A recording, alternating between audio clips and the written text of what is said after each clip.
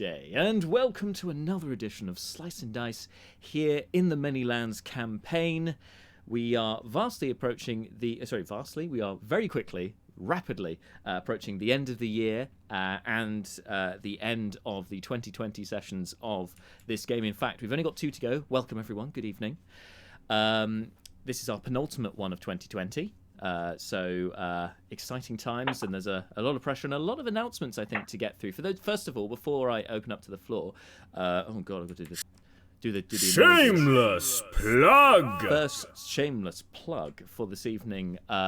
For those of you who didn't check it out already, our Friday stream, we had an exclusive stream. Myself, Angelique, and DM Stephen from The Cage were all there talking through, running down everything that's happened so far in The Cage, including the Session 0, and talking a bit about what happened before that, actually, with our group. We were talking about Tales from the Sword Coast as well, the Fandling campaign, basically everything that links in to that, as well as some great stats from Johnny, one of the players there as well, who has an embarrassing amount of detail has gone through every session, noting down spells that were cast, natural 20s, natural 1s, amount of damage taken, amount of damage dealt, just incredible amount of detail. We were very appreciative of that, and it was fun to go through and check that out, as well as obviously going over all of the main plot points so far and teasing out what we can expect next time. So if you haven't caught the Cage campaign yet, and the thought of watching 6 sessions of 4 hours or more is a bit balking, you don't have the time on you for whatever reason, go check out that video. It's only about an hour and a half, I think. That's on our YouTube channel now, so you can watch it on demand at your leisure and catch up with the campaign. The next episode for that should be dropping, session 6 should be dropping next week, so look forward to that. Secondly, shameless plug. We also have some exciting news. Now, since the pandemic hit and we've been doing this online, we have had to take a step back from certain aspects of the channel that we were doing a bit more of before. You may have noticed we haven't really been doing any giveaways since all this kicked off. Well, I'm pleased to announce that will change because we, so Slice and Dice, are participating in, along with I think 150 odd independent TTRPG based companies, businesses, and enthusiasts, so Etsy stores and the like, all coming together with our friends from Tabletop Crafter at the helm for their advent calendar. So we are going to be part of that, and I haven't been given the day that we're on yet, but I will be making a lot of noise about that on our socials when that day does happen, that we are doing a giveaway. You can win yourself from us here at Slice and Dice a tier 3 subscription to get away from our tier system here in the UK. That's a top tier subscription on Twitch. So top tier subscription gets you all 3 of our emotes here on Twitch for you to use. It gets you loyalty badges for depending on how long you're with us on the tier 3 subscription. You also get a PDF of the lovely map of the Manylands we have behind us, a PDF adventure of one of our previous adventures that I've written myself. You'll be the first look at it because it hasn't been officially released on any channel, so you're going to first look at a PDF of one of our adventures. We've also got a custom subclass, the Dragon Warrior Fighter subclass, which some of the guys here helped me to build. I'll be giving that away as well as part of that bundle. And also you get an exclusive discount on our Teespring store, on our merch store. So, and I think there's some other stuff as well that I've forgotten, but a lot of stuff comes with that top tier subscription, and it can be yours completely free, bearing in mind it's worth, I think, $25 on Twitch. You get that for free, along with whatever other companies are involved on that day. So if you're not already doing so, make sure you are following Tabletop Crafter on social media, particularly I think on Instagram, to make sure By you don't Grabthar's hammer, what a savings. It's crazy because that we're just going to be one of, I think, 6 or 7 companies on that day. So whoever wins is going to get a butt ton of stuff. Speaking of winning stuff and supporting organizations, Marshall, I think you've got a new toy that you wanted to share with us. I mean, the only toy you need in roleplay games, dice. I got a sort of advent calendar from a lovely company called Black Oak Workshop, and I've obviously 7 days in, I've completed my first set, and they're these awesome, like absolutely huge dice. That because they're perfect for the Oberon, they're like green and have magical fairies on. I don't know if the lighting is adequately lighting these little things. There you go. But There you go. Huge. Oh, yeah. Did that work? We had it. Yeah, you have it. Yeah, there you go. Ooh, very nice. Absolutely very emerald delicious. green. Very nice. Where's the D6 side? Yeah. Anyway, they're great. I had another like set with like dragons on. Oh, no. Yeah, beautiful. Anyway, Black Oak Workshop. Very nice. They're not paying me for this. I just have them and I like dice. I have so many dice. Don't look at my dice collection. We don't just have to be paid to talk about companies here on Slice and Dice. Don't Like shame me we for my enjoy our dice. stuff. If they want to pay me, Yeah, I mean, if or you're just listening, send me dice. Just send me lots of dice. if you're Give us watching money. Black Oak, get in touch with Marshall. I think you've got his handle just below the Leobrin place name, possibly. Shameless plug. On shameless plugs. So, as I said, this is our penultimate session of 2020. We will have another one in 2 weeks' time, which will be our final one of the year. This will be our holiday edition, festive edition, whatever you call it. Whatever holidays you're celebrating, come and celebrate it with us. And we will be hopefully making it accordingly jovial and festive, although obviously continuing the adventure, because not only that, guys, it's session 60 as well, so a significant milestone as well. So it's all coming together nicely. Definitely nothing's going to go wrong, and nobody's going to get screwed over by any fate dice. Everything's going to be lovely. That's we want to end 2020 on a high note, because it's been a bit of a tough year. So I want things to be nice in our final session. No word of a lie there from me. Now, does anyone else, guys, have any announcements, any shameless plugs before we jump into that? I have a shameless plug. Oh, sorry, yeah. Shameless plug. Go ahead. I can't hear it. There we go. It's thank okay. you. It's done. It's done. Yeah, no. So this is in no way D&D related, but it's a nice thing all the same. So a very good friend of mine is a lovely lady by the name of Neve Hand, Mrs. Hand, and she is a baker in the West Midlands, and she has set up a business called The Handy Baker at www.thehandybaker.com. And I have sampled her cooking, and it is phenomenal. What's particularly lovely, though, is that she has, through The Handy Baker, she has created the concept of a donate, which is quite like a donut, but also involves donating. So specifically, every item purchased through her shop generates 10p donation from her to the local charity Doorway that focuses on providing advice, support, and accommodation to people in need of same. And so, if anyone watching or indeed participating happens to be in the general vicinity of the West Midlands of England, one person in particular in mind, and they find themselves desperately in need of delicious baked goods, then they could do a lot worse than throwing some money her way. She's a lovely person, her food is excellent, and it's for a delightful and very important cause, particularly at this time of year. Oh yeah, So, for sure. Thehandybaker.com. Check it out. Oh, do you want to drop it in the chat? Bart? Yeah, for sure. Drop a link in the chat. That'd be great. I will do that. Thehandybaker.com. That's a great name. You can also, if you want to Yes. highlight the message with your various points and make it fancy. Yes. Ooh, yes. Excellent. It's good to find something to use those points for, because boy, I have a lot of them. Same. And does Dropping anyone in else chat. have any shameless plugs, any announcements, any kind before we jump in today? I can't really follow Bart in his outro, whatever, but I was just going to shill for the Teespring store.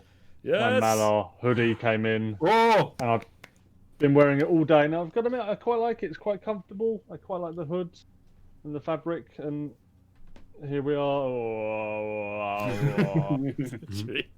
So yeah, so like buying one, go buy one. excellent. Get on yes. Teespring. Endorse. Get your stuff. Yeah, thank you very much, DK. Yes, there's a link to our Teespring store on our Twitch page. In fact, it has a little display of some of the products in store. We have a lot of different collections, so go check it out and see what's in store for you. And as I said, if you are a subscriber here on Slice and Dice, you will get a discount on the Teespring store. There's an exclusive discount code that will be sent your way, so you can not only get get some products like DK here is modeling for us, but equally you can save yourself some cash as well. So as well as obviously all the other great stuff that comes with being a subscriber. There's so many plugs. That was so shameless. Shameless plug. So shameless. I have to play the thing one more time. Okay, that's enough for today. Let's jump into the session, shall we, everyone? Okay, it's time for session 59 here on Slice and Dice.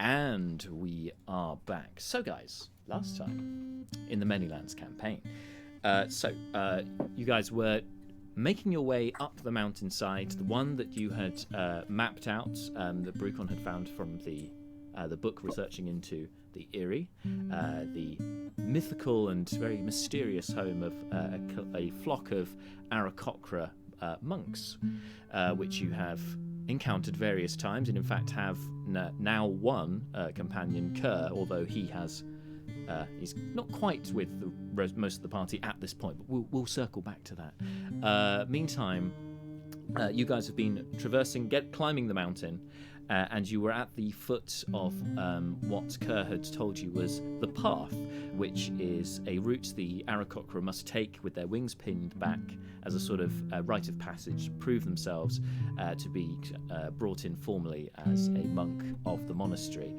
Those who fail and don't get all the way up to the path won't make it to the monastery itself at the centre, most of them dying. Now, you've found some dead Aarakocra, but it seems that it wasn't the path that killed them. In fact, you found the wreckage of this meteor that crashed into the mountainside, and found within it a strange alien-like being with tentacles coming out of its maw area where you would expect a maw to be, as well as mauve skin, very alien-looking armor and robes, the likes of which you haven't seen before, and it appeared to be trapped under rubble. But little did you know as you entered that, in fact, it was not alone and had possessed one of the dead Aarakocra. In fact, it was it appeared to not be dead at all. In fact, it was animated and taken over by what out of game is an intellect devourer, but what in game appears to be a brain with furry legs and arms. You managed to dispatch that along with the mind flare before it could do some real damage to Malar, who was trying to help it before it unexpectedly grabbed him from behind and was about to do serious bad things to Malar if you guys hadn't acted in time to stop it. But fortunately, it proved not too much of a challenge to get over it. It appeared possibly it was being damaged in the crash as it was on board the Meteor. So it was a relatively easy, in the end, encounter for you. However, out of the wreckage, you also found, through your sort of investigation and scavenging work afterwards, a mysterious spherical stone that seemed to be a kind of a light grey, translucent in colour.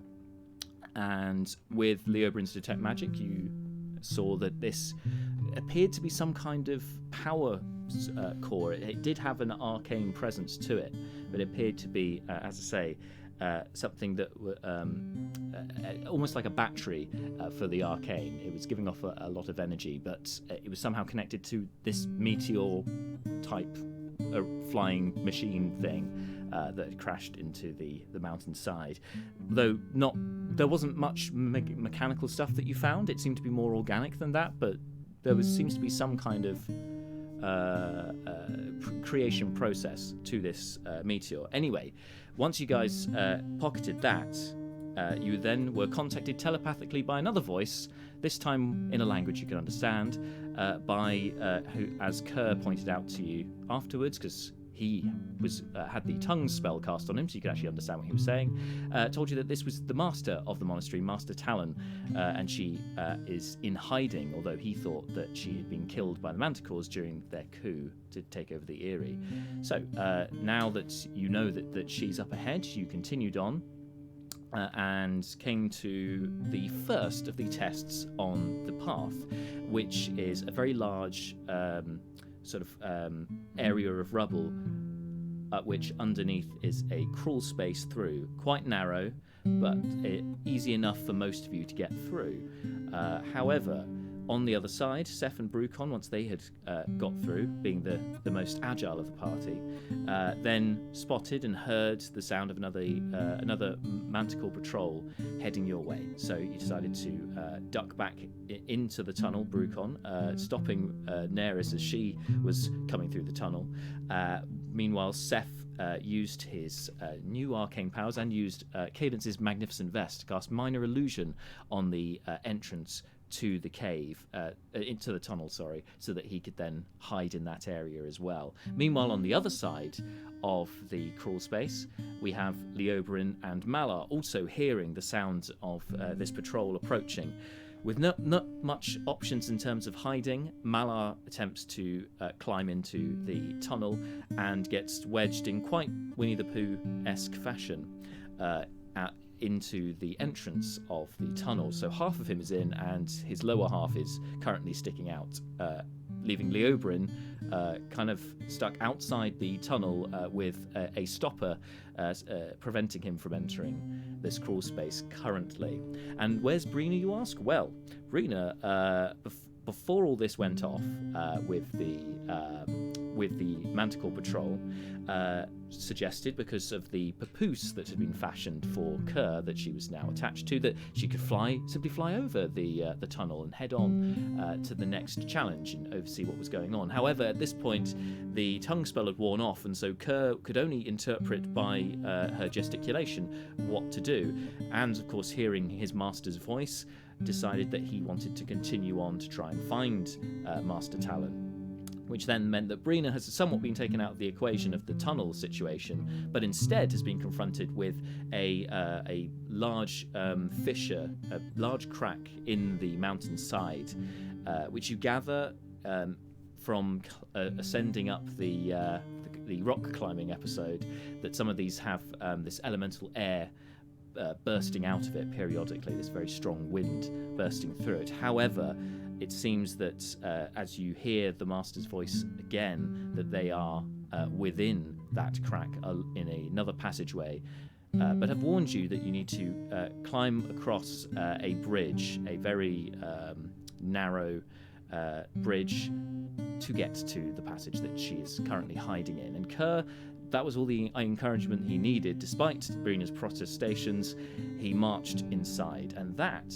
is where we're going to pick up today with Breena. So, as you are crawling in, as you're being forcibly moved inside the area as you are attached to Kerr and Kerr's going in. You can see with your dark vision that the in front of you, beyond this kind of the ledge that you guys have climbed into, as was described, a long and very narrow bridge. It's maybe 5 feet wide. There are no handholds, no railings. This seems to be a naturally occurring arch that you're on top of. As you stand there admiring this, you can also, well, maybe not admiring, maybe more sort of dumbstruck and a little anxious at this, given your slight clumsy nature. You also survey the room. Would you like to make a perception check? Yes, please. Okay. It's not too bad. What's my wisdom? 17. Okay, so you can see that the ceiling is it's natural stalactites over the ceiling, about 20 feet above where you're currently standing. Looking down, you can't actually see the floor. Your dark vision range is it 120? Mm-hmm. You can see to the floor, in which case. Though what you can see on the floor, it appears to be just natural rock and earth, but there's occasional wisps, breezes. You can just see that there's the occasional movement of rock down there, just small pebbles and the like being brushed around the area, and that's pretty much all you can see down there currently. Well, what would you like to do? I think Breena for now is ignoring that, and she's kind of tugging at Kerr's feathers. What are you doing? We left our friends down there. Don't understand me. Back.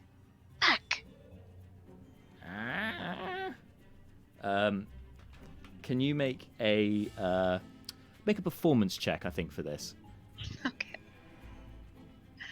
See how well he can understand your what you're doing. That is not your intentions. 13. Okay.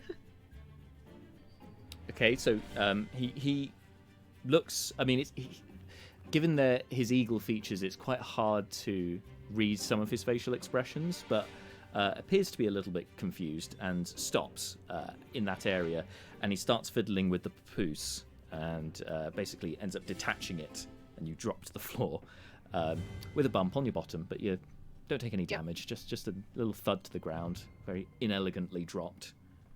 Ow! Oh, that wasn't very nice. And he's pointing across the bridge. And I'll point at the opposite direction where we came from and realize I can't get through. Okay, and I'll point towards the direction of the master where he wants to go. Yep, you can see the other side of the bridge as well with your dark vision. You can see across to the other side. But I'll pick up the papoose again and say,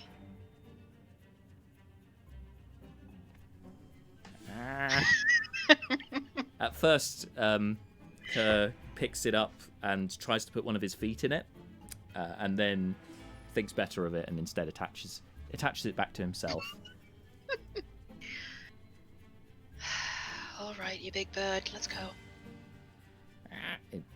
He lifts you up, goes to put you in the papoose. However, as he goes to do that, as he lifts you up in the air, you hear a swell from below, from that below the arch, down at the floor of the cavern that you saw below you, and you hear the swell, and you both need to make strength saving throws. Oh no! Oh great! Breena's specialty. Oh wait, no. Nope. That is a -2 for me. Oh yeah, that's And I rolled not your strong point. I rolled an 11, so that's a 9. Oh, well, in fairness, Kerr rolled a 6, which gives him a grand total of 6. So yeah, you're both flung back into the wall behind you, and the crack is along that area as well. As you're hit by this, you both take 7 points of bludgeoning damage as you're pushed back into the wall. Okay. Into this rocky wall behind you. And then Kerr, looking a little bit frazzled by this, his feathers have been ruffled, literally and metaphorically. He goes to grab you again. He puts out his hands. Yeah, I'll clamber up. Obviously I'm on the floor now, so I'll get up and run to him. Yep. So he puts you back in, and then kind of looks at you expectantly. Huh? Can I before I'll be like wait, and can I just look down and see if I can again discern a pattern the same way I did before on the mountain? Oh yeah, sure. You can do that. It's going to take a little. I think you're going to have to wait a little bit to discern a pattern for sure, but you can do so.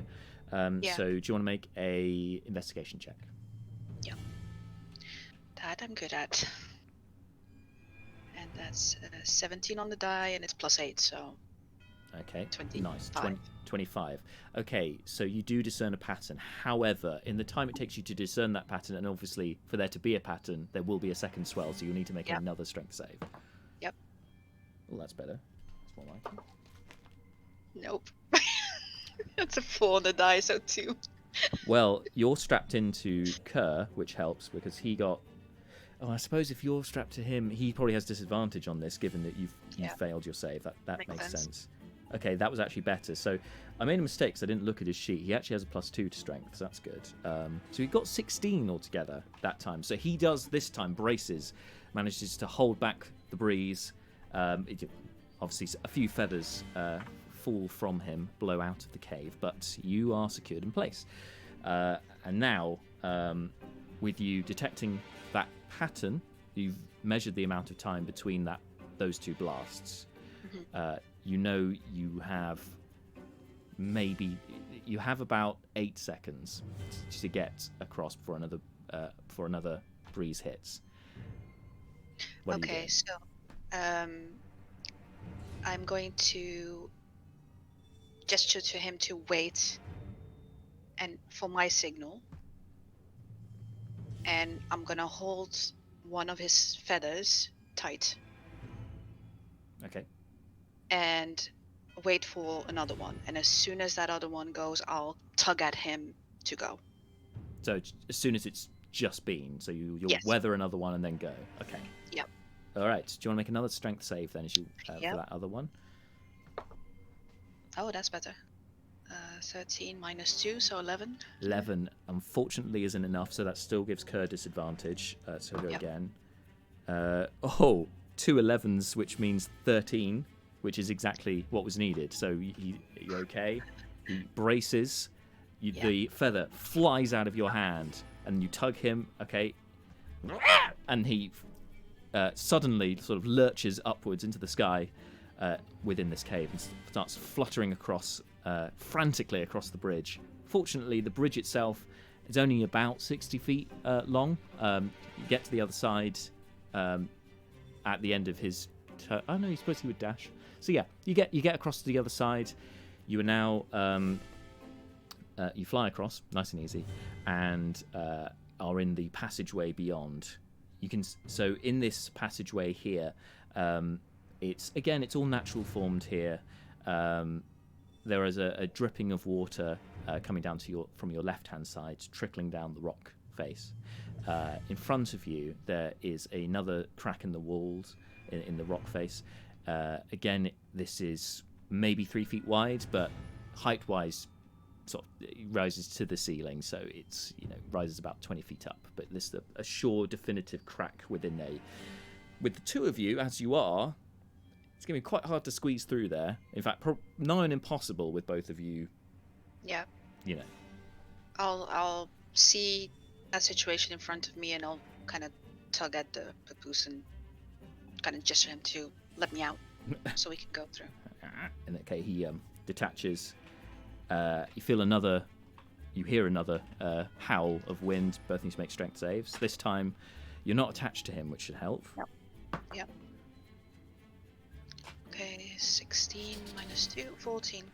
You're fine this time, and Kerr also fine. He manages to kind of shield you from most of the wind as he stretches out his wings to their full span, as much as this area will allow anyway. Kind of shields you from some of the wind and manages to weather it himself.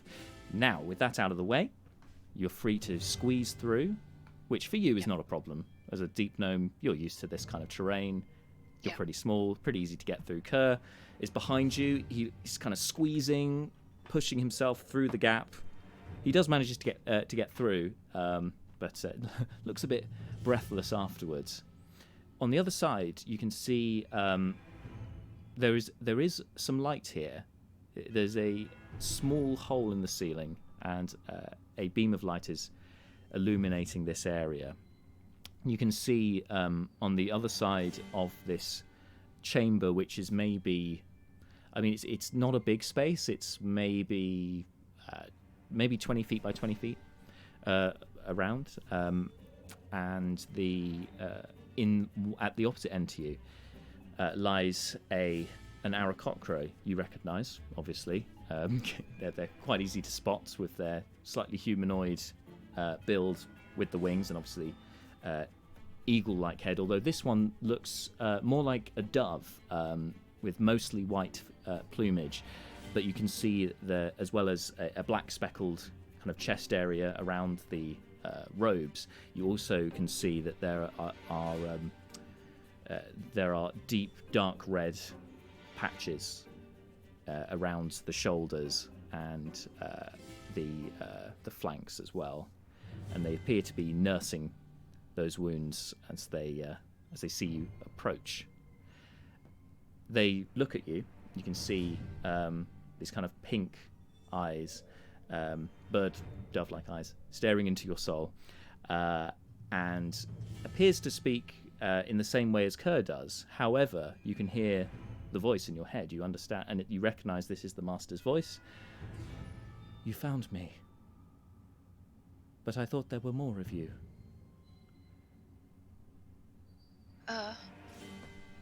Do you understand me, or is it like Kerr?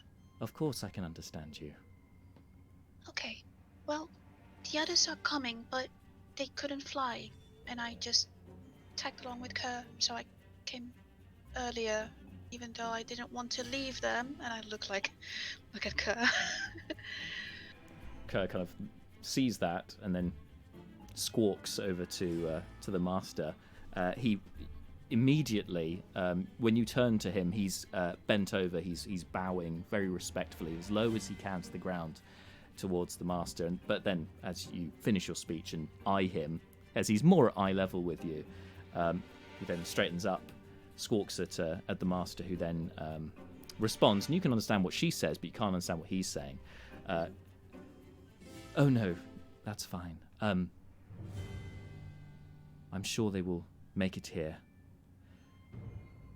Let us hope they're not caught by another patrol. How would they know how to get here? You're hidden away. Oh, they won't get here. I was surprised I could get through the elemental forces that bar the entrance myself. But I have skills. I have been blessed by the elementals, the gods themselves. I've trained long, and my time here now is short. But I cannot go without making sure the Eyrie is taken back, so we can assume our connection to the elemental plane of air. That's where we belong. That's where we've always strived to be. What do you mean your time is short? I am old. These wounds may be fatal without treatment, but even if they're not, I am very old for my kind. Oh, when my friends get to us, I'm sure that they can help with your wounds. Well, One of them is a cleric, and he's very good at healing. And she nods respectfully. That would be appreciated. Even if those are healed, of course. Our life is only finite. Well, sure, but we make the most of it while we can. I have not dealt with your kind for many years. I know. And it didn't go very well, did it? It seemed fine at the time. I was surprised when they didn't come back, really. It seemed like a normal transaction. You seem very bright and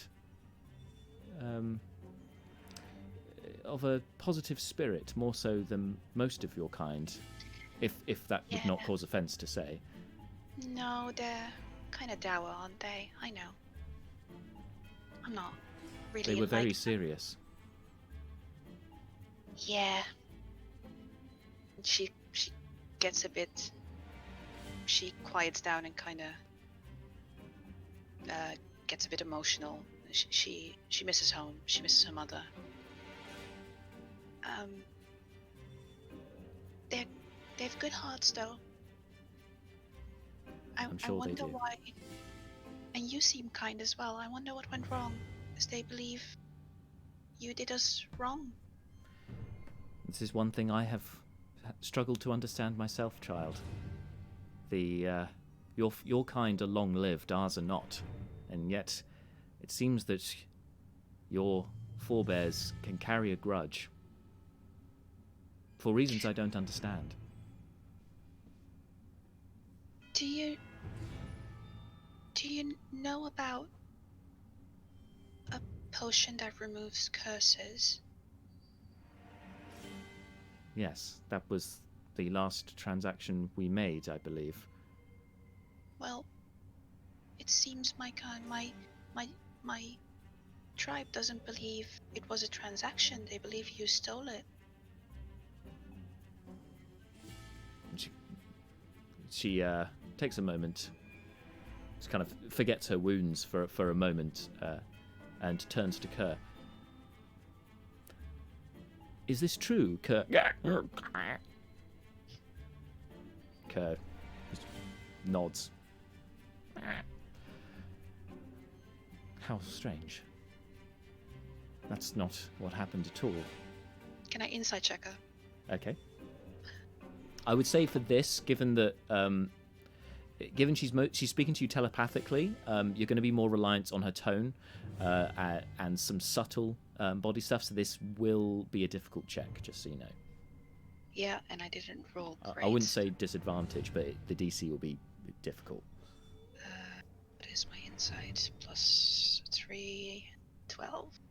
12. Okay. I mean, yeah, it's hard to read her for the exact reasons I've just said, but she hasn't given any red flags to you that she most certainly is lying. It seems genuine from what you know of her so far. Which is bothering you because it's conflicting with what you've been told back home, what you've known supposedly for your entire life. You've always understood the Smurfs were quite isolated and weren't had not been trading for quite some time, at least only with individuals, but not with entire, settlements and communities. So yeah, this is starting to. It's really starting to mess with your noodle at this point. What's going on here? So as you are contemplating this, we switch over. Meanwhile, you've heard actually. In fact, I would say at this point is when you hear the sound, the call, the roar of Manticores echoing into the chamber where you are now. To which the master nods to you, says, "We are quite safe here. Your friends, however, may not be." And that's when we'll jump back over to the others. So, Leobrin, you are currently standing outside the. Pavel's just said, "How much have I missed? Much? Also, hi." I'm sure you guys will catch him up in the chat. But hey, Pavel. not so much so far. Just some interesting lore for sure. But let's get back to the other cliffhanger-ish place that we were at. So, Leobrin, you're outside the crawl space entrance, and Malar has got himself wedged into the entrance. As far as you can tell, everyone else has either got through to the other side or is inside that tunnel. And you know these Manticore patrol is approaching. What would you like to do? Right. Need to keep Malar protected from the rear, and need to keep myself covered. Of the two options, Malar doesn't really have control over what's happening, so Leobrin will take the Cloak of Many Fashions. Okay. Make it turn into a rock effect, and then drape it over the exposed rear of his elephantine pal. Amazing. Frodo and Sam. Yes, exactly. Frodo and Sam moment. Because grey cloaks could work quite well for that, I suppose. Sure, you can do that. In which case, you drape that over Malar, and then I'll try and whisper, hold still. Okay. How big is the cloak? Is it maybe? I imagined it was a short cloak, so maybe 3 feet. But that could just. You can change the style, color, and quality of the garment. What length is it? It doesn't say it. I mean, you can change how it looks to be whatever you want it to look like. You can make it look like magical items. It changes in appearance to what you want it to be. Okay, so you can make it into the size to cover Malar. I mean, yeah, I think that'd be fine. You can make it look like Spawn's ridiculous mantle, which has a surface area roughly equivalent to the moon. Yeah, if it can impersonate magical items, it's going to change in size. Okay, so you can drape that over Malar. I was going to say that would give Malar advantage on a hide check, but I feel like that's somewhat meta. I think we'll just say that's a pretty good cover for now. We won't need to roll for that. So you do that, and then are you doing anything else? Well, there is not much other cover around here, is there?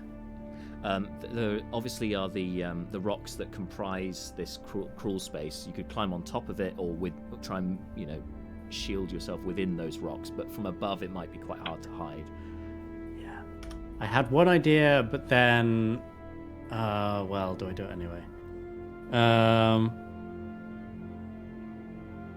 Do I do the Games Master? One of my ideas was to use the Gilded Vizard. Oh yeah.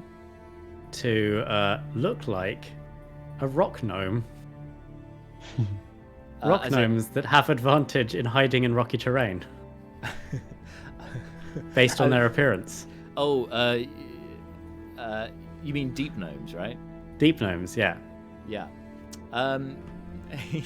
Well, I would say if you were to do that I think being a deep gnome, it's not just about the appearance. That helps, but equally it's knowing how to use that to then hide. So it would be a straight check if you were to disguise yourself as that rather than giving you advantage.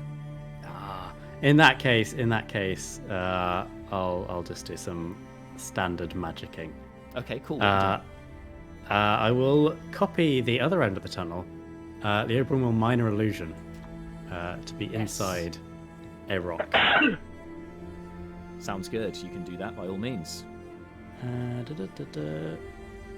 know what? Also, while just before doing that, Leobrin's also going to mold some earth to add some extra dirt over the top of Malar's disguised behind to really sell the effect of fantastic. Rather than being a sheet, it is now dirty and rubbly and so it looks like at the bottom it's got earth over the top of it, so it looks it has 3 dimensions to it rather than a sheet. Yes, very nice. Okay, all of that in mind. Excellent work, Leobrin. Going to give you inspiration. So that's good stuff. I had pretty much all of that ready at last session, but then we finished. We wanted to, obviously have the suspense of knowing, waiting for 2 weeks to know what you were going to do. Oh yeah, yeah, it was worth it.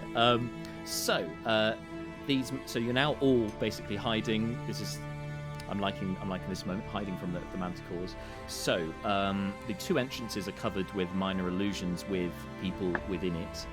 As the things start flying over, I guess Seth, because it's an illusion, you can see through it. So you can see the Manticores are starting to approach the area above you.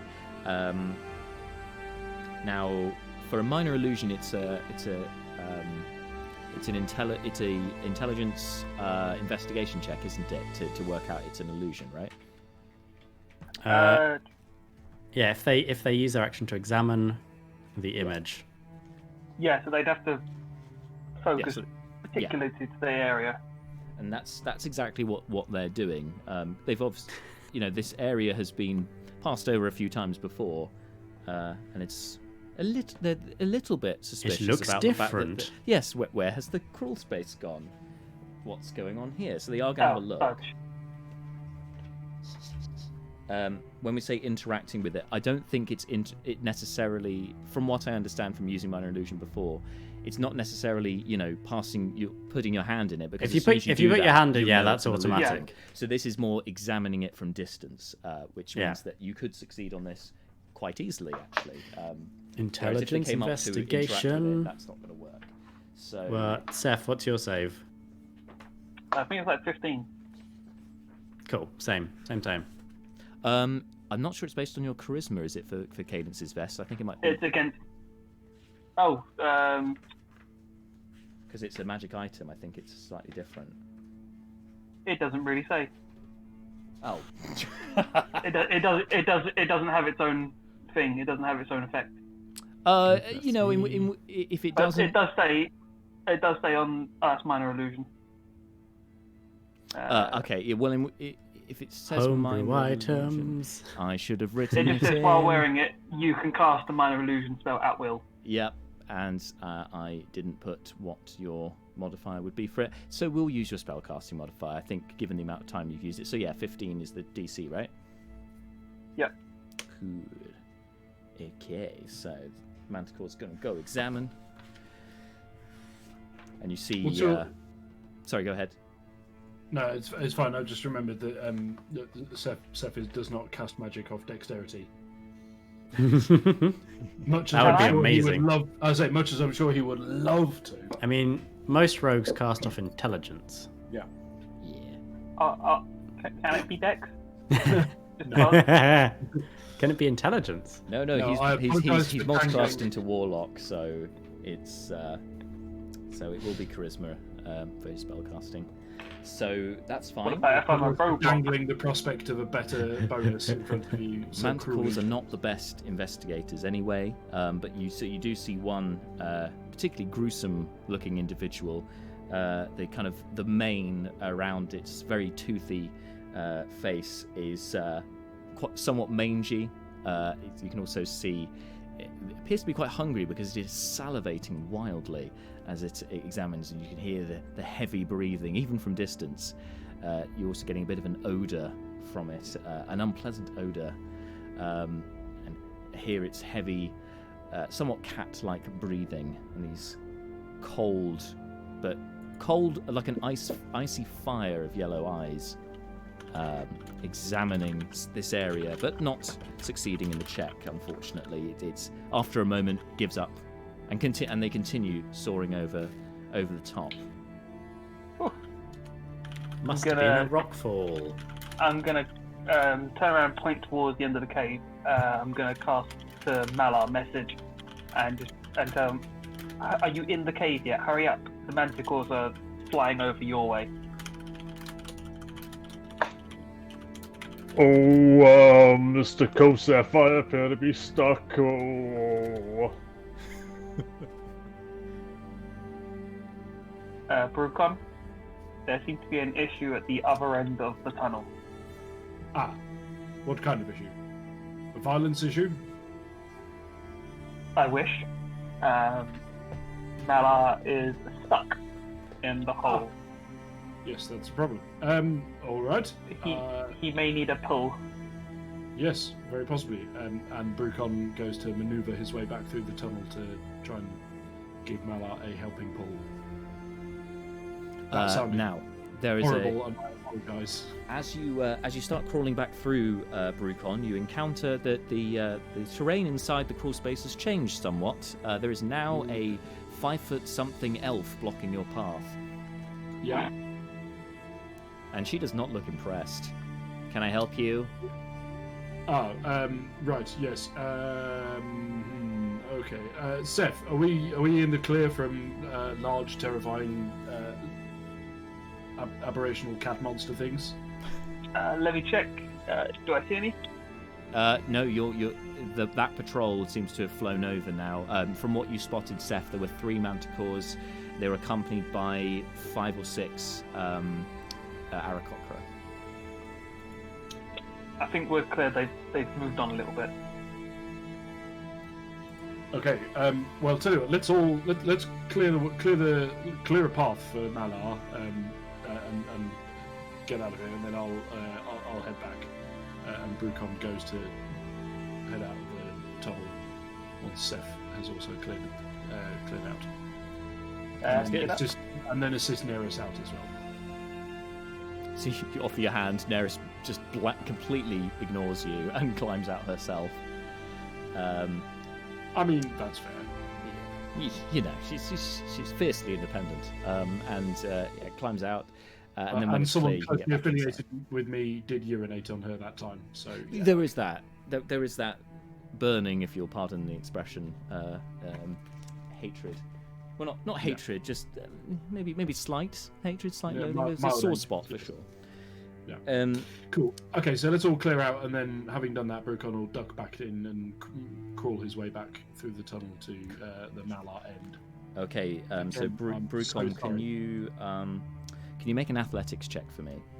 I can. The question is, can I make it well? Yes. And the answer is, that's all right. 14. 14. Okay, not too bad. There's more to measure how quickly you can traverse this area. 'Cause you've been through it once before, but we want to see how quickly you can get to Malar. Okay, so Leo, at your end, you hear the sounds of these leathery beating wings getting closer, and you look up and from your hiding spot, and you can see this scouting party of manticores, accompanied by Aarakocra, who fly over, and again they seem to be looking down as they go over. You recognise they're not looking directly at you, so this minor illusion you've cast appears to be working thus far. I can't remember if you've cast it that many times anyway, or at least hidden within one of your illusions. So this is quite a surreal experience, kind of when you first look through some glass but you realise they can't. It's a one-sided mirror or what have you. You know, that kind of experience. And they come about. They stop mid-flight. They're just hovering in the air, looking at your area, that entrance of the cave, and you hear one of these very dishevelled and mangy-looking manticores growl at one of the Aarakocra. You examine this.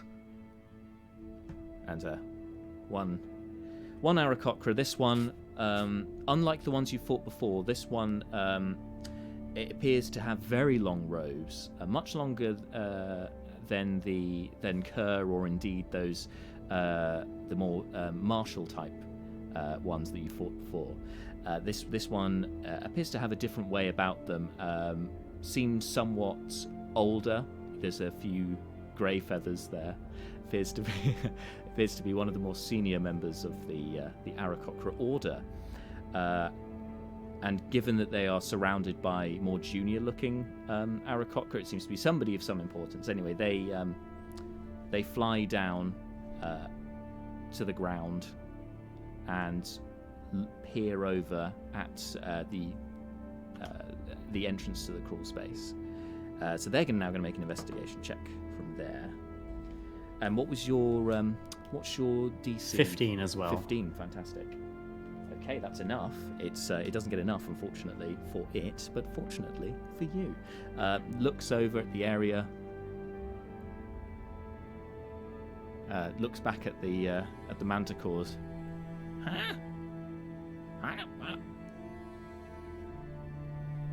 and one of the other Aarakocra turns to the Manticores, and in very broken common, is rocks. It's fine. I see. Well, continue the patrol. Start flying off. As you see them flying off, you then see them stop suddenly, gazing out into the distance, and you follow their gaze, and you can see there is another group approaching from where you guys have come from. On the horizon, it's now got a lot closer. It appears to be two Aarakocra with a rope between them and a package in netting between them.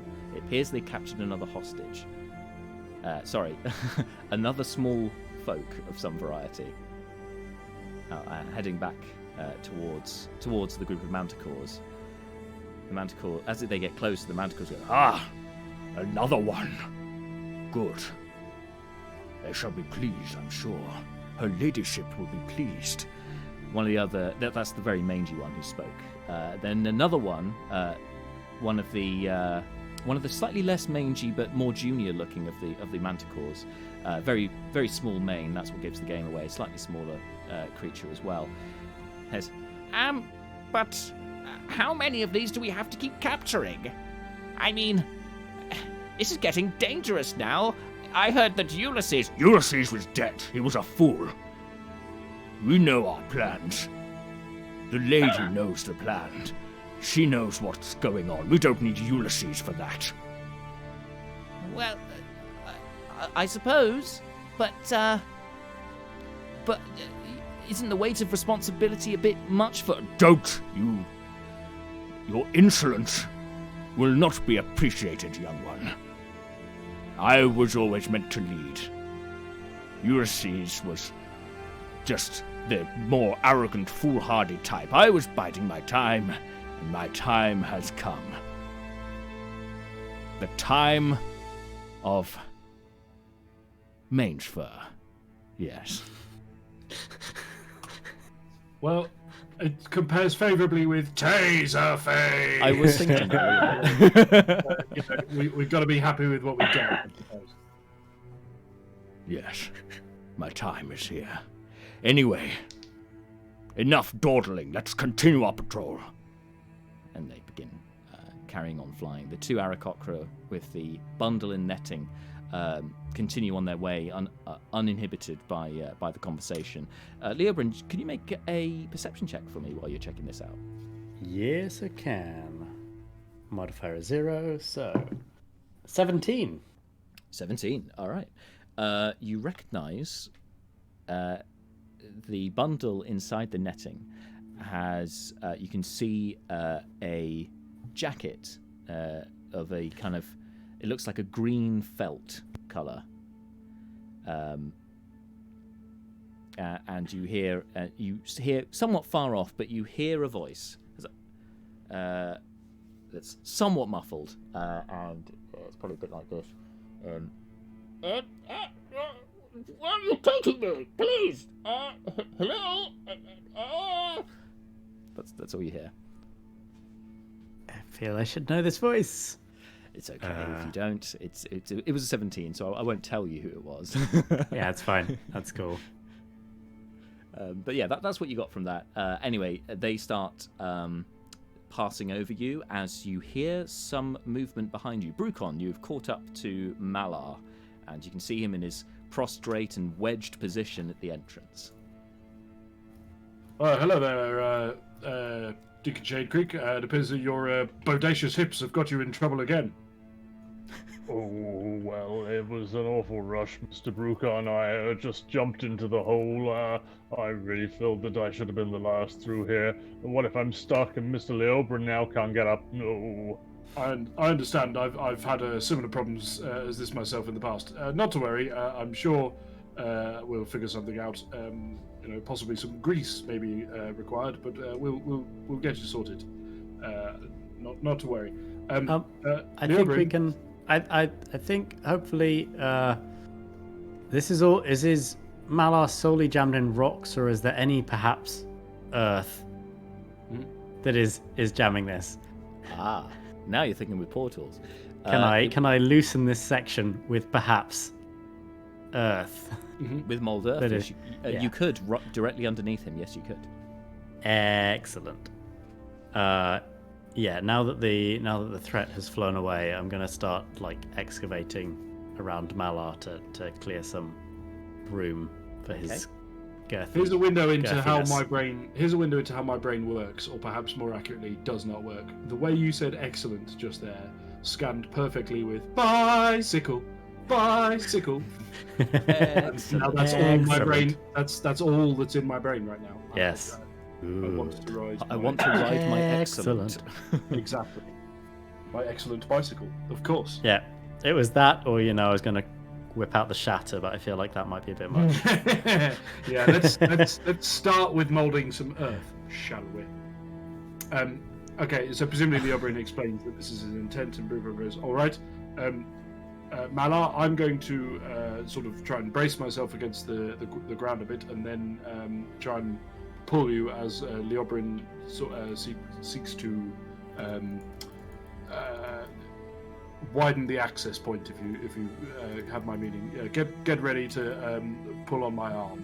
And Brucon tries to sort of find a reasonably sturdy bit of rock on the ground, not the tunnel over and around him, but the actual floor. He tries to find a sort of anchor point to use to give him some leverage as he, with his other hand, goes to grip Malar's foot. The kind of your classic I'll never let go Jack sort of routine. So Brucon's going to try and brace himself on the ground and then give Malar some leverage to pull as Leo hopefully loosens the plug a bit.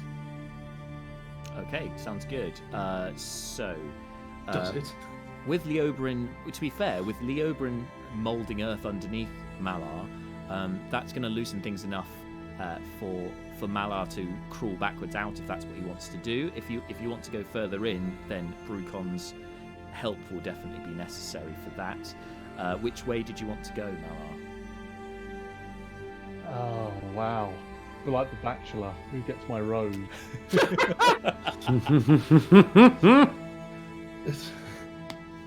Okay. I'll go towards Thing is, you framed it Brucon. that way. Who does?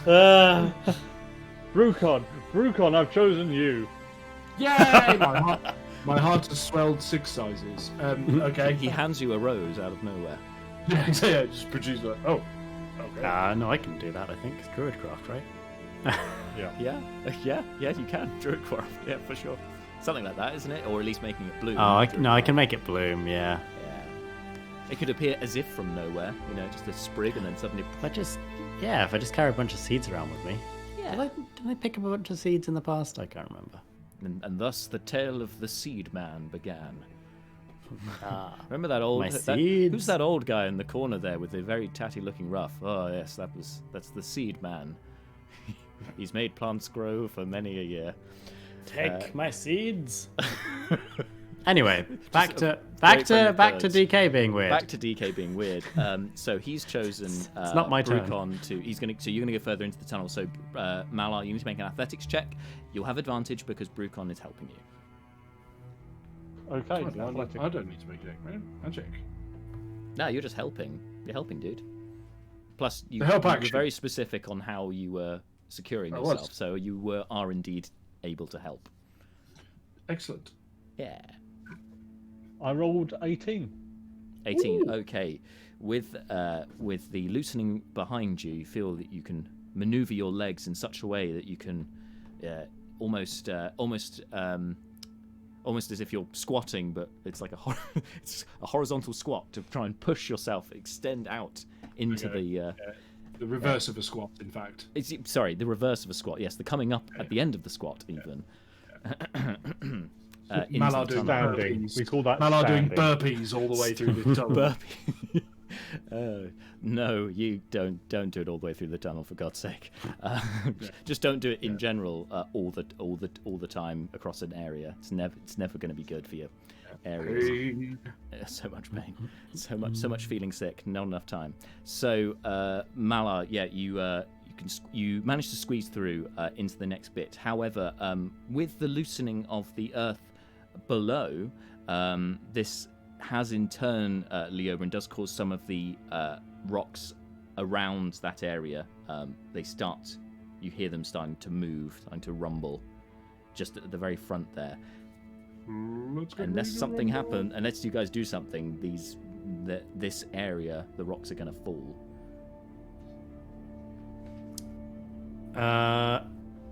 Cool. I mean, I can hold it in with mold earth. Put the earth back. Put the earth back. Yeah. I'll say you can do that. I can move it from one place to somewhere else 5 foot away. Anything that falls, I'm moving it back 5 foot. Well, no, but that's specifically earth rather than these rocks, right? So you won't be able to move the rocks, but you can certainly move the earth back that you've taken out. You can put it back in. So I will say for this... I mean, looser, like, at what point does rocks become earth? Well, I mean, there is definitely a process there. While you're having this little semantic discussion, don't mind me, I'll be right back. What I was going to say was, Leobrin, can you roll an initiative, please? Okay. And you're trying to beat the initiative of these rocks. It's Leo versus a ceiling again, isn't it? Yeah. Yeah. It's always me versus ceilings. Me versus ceilings. Has his fights versus ceilings gotten so advanced that the ceiling now gets initiative? I think it has before. I think the ceilings had initiative before. Area, yes, there have been certain layer effects and things that included the 11 plus 2, 13. 13, okay, you beat the initiative. So that means that you... Yes! I kill the ceiling. Pow! No. It means that you get the earth back into place before the rocks start to fall. So you do so. It seems the rumbling dies down. It seems that you've basically re-secured the structure. There was a panicky moment there, but enough time to get Malar into the tunnel. So you done good. Getting good. Get good. So, with that, Brucon and Malar are now inside the tunnel, and will need to get through to the other side. So for that, what was it? Oh yeah, it's just so to negotiate your way, because that was just the entrance. So the two of you need to make dexterity checks, please. So you crawl through the space. I'm going to use my inspiration for this. It's a very good idea. I don't want to the session where we were in a tunnel. So I'm just adding dex, yeah? Yeah, just dex. Okay, well that is an 18. Yeah. Oh, Brucon, you're absolutely fine. Sailing through, not a problem. Meanwhile, behind you, Brucon inexplicably pulls out a tiny sail and just. Also an 18. Right. So this time, Malar, with Brucon kind of trailblazing for you, as he's familiar with this tunnel. Brucon's like pointing out tricky spots and giving advice on the correct form and position to take and go. This one. Yeah. So he's going okay, this bit you want to really flatten yourself through this part here, and then just on the other side there's an open area, and does that the whole way through. There's a particular choke point in the middle of the tunnel, which you point out to him, and he's able to be aware of it, and so breathe in as he goes through that point, just to make sure it doesn't get stuck again. Slice the gut up. Exactly. And you can both get through to the other side. So it's just Leobrin left on the other side of the tunnel. Yep. Cool. Gotta get dirty. Okay. Brucon pulls back. Leobrin, are you all right? Do you need help? I mean, we can't make it bigger, and I can't go around it. Can't go under it. Got to go through it. Hey. Okay. You can go over it. You can go over it. It is a rock slide waiting to happen, right? Yeah, that is a fair point. Yes. Yeah, Leobrin will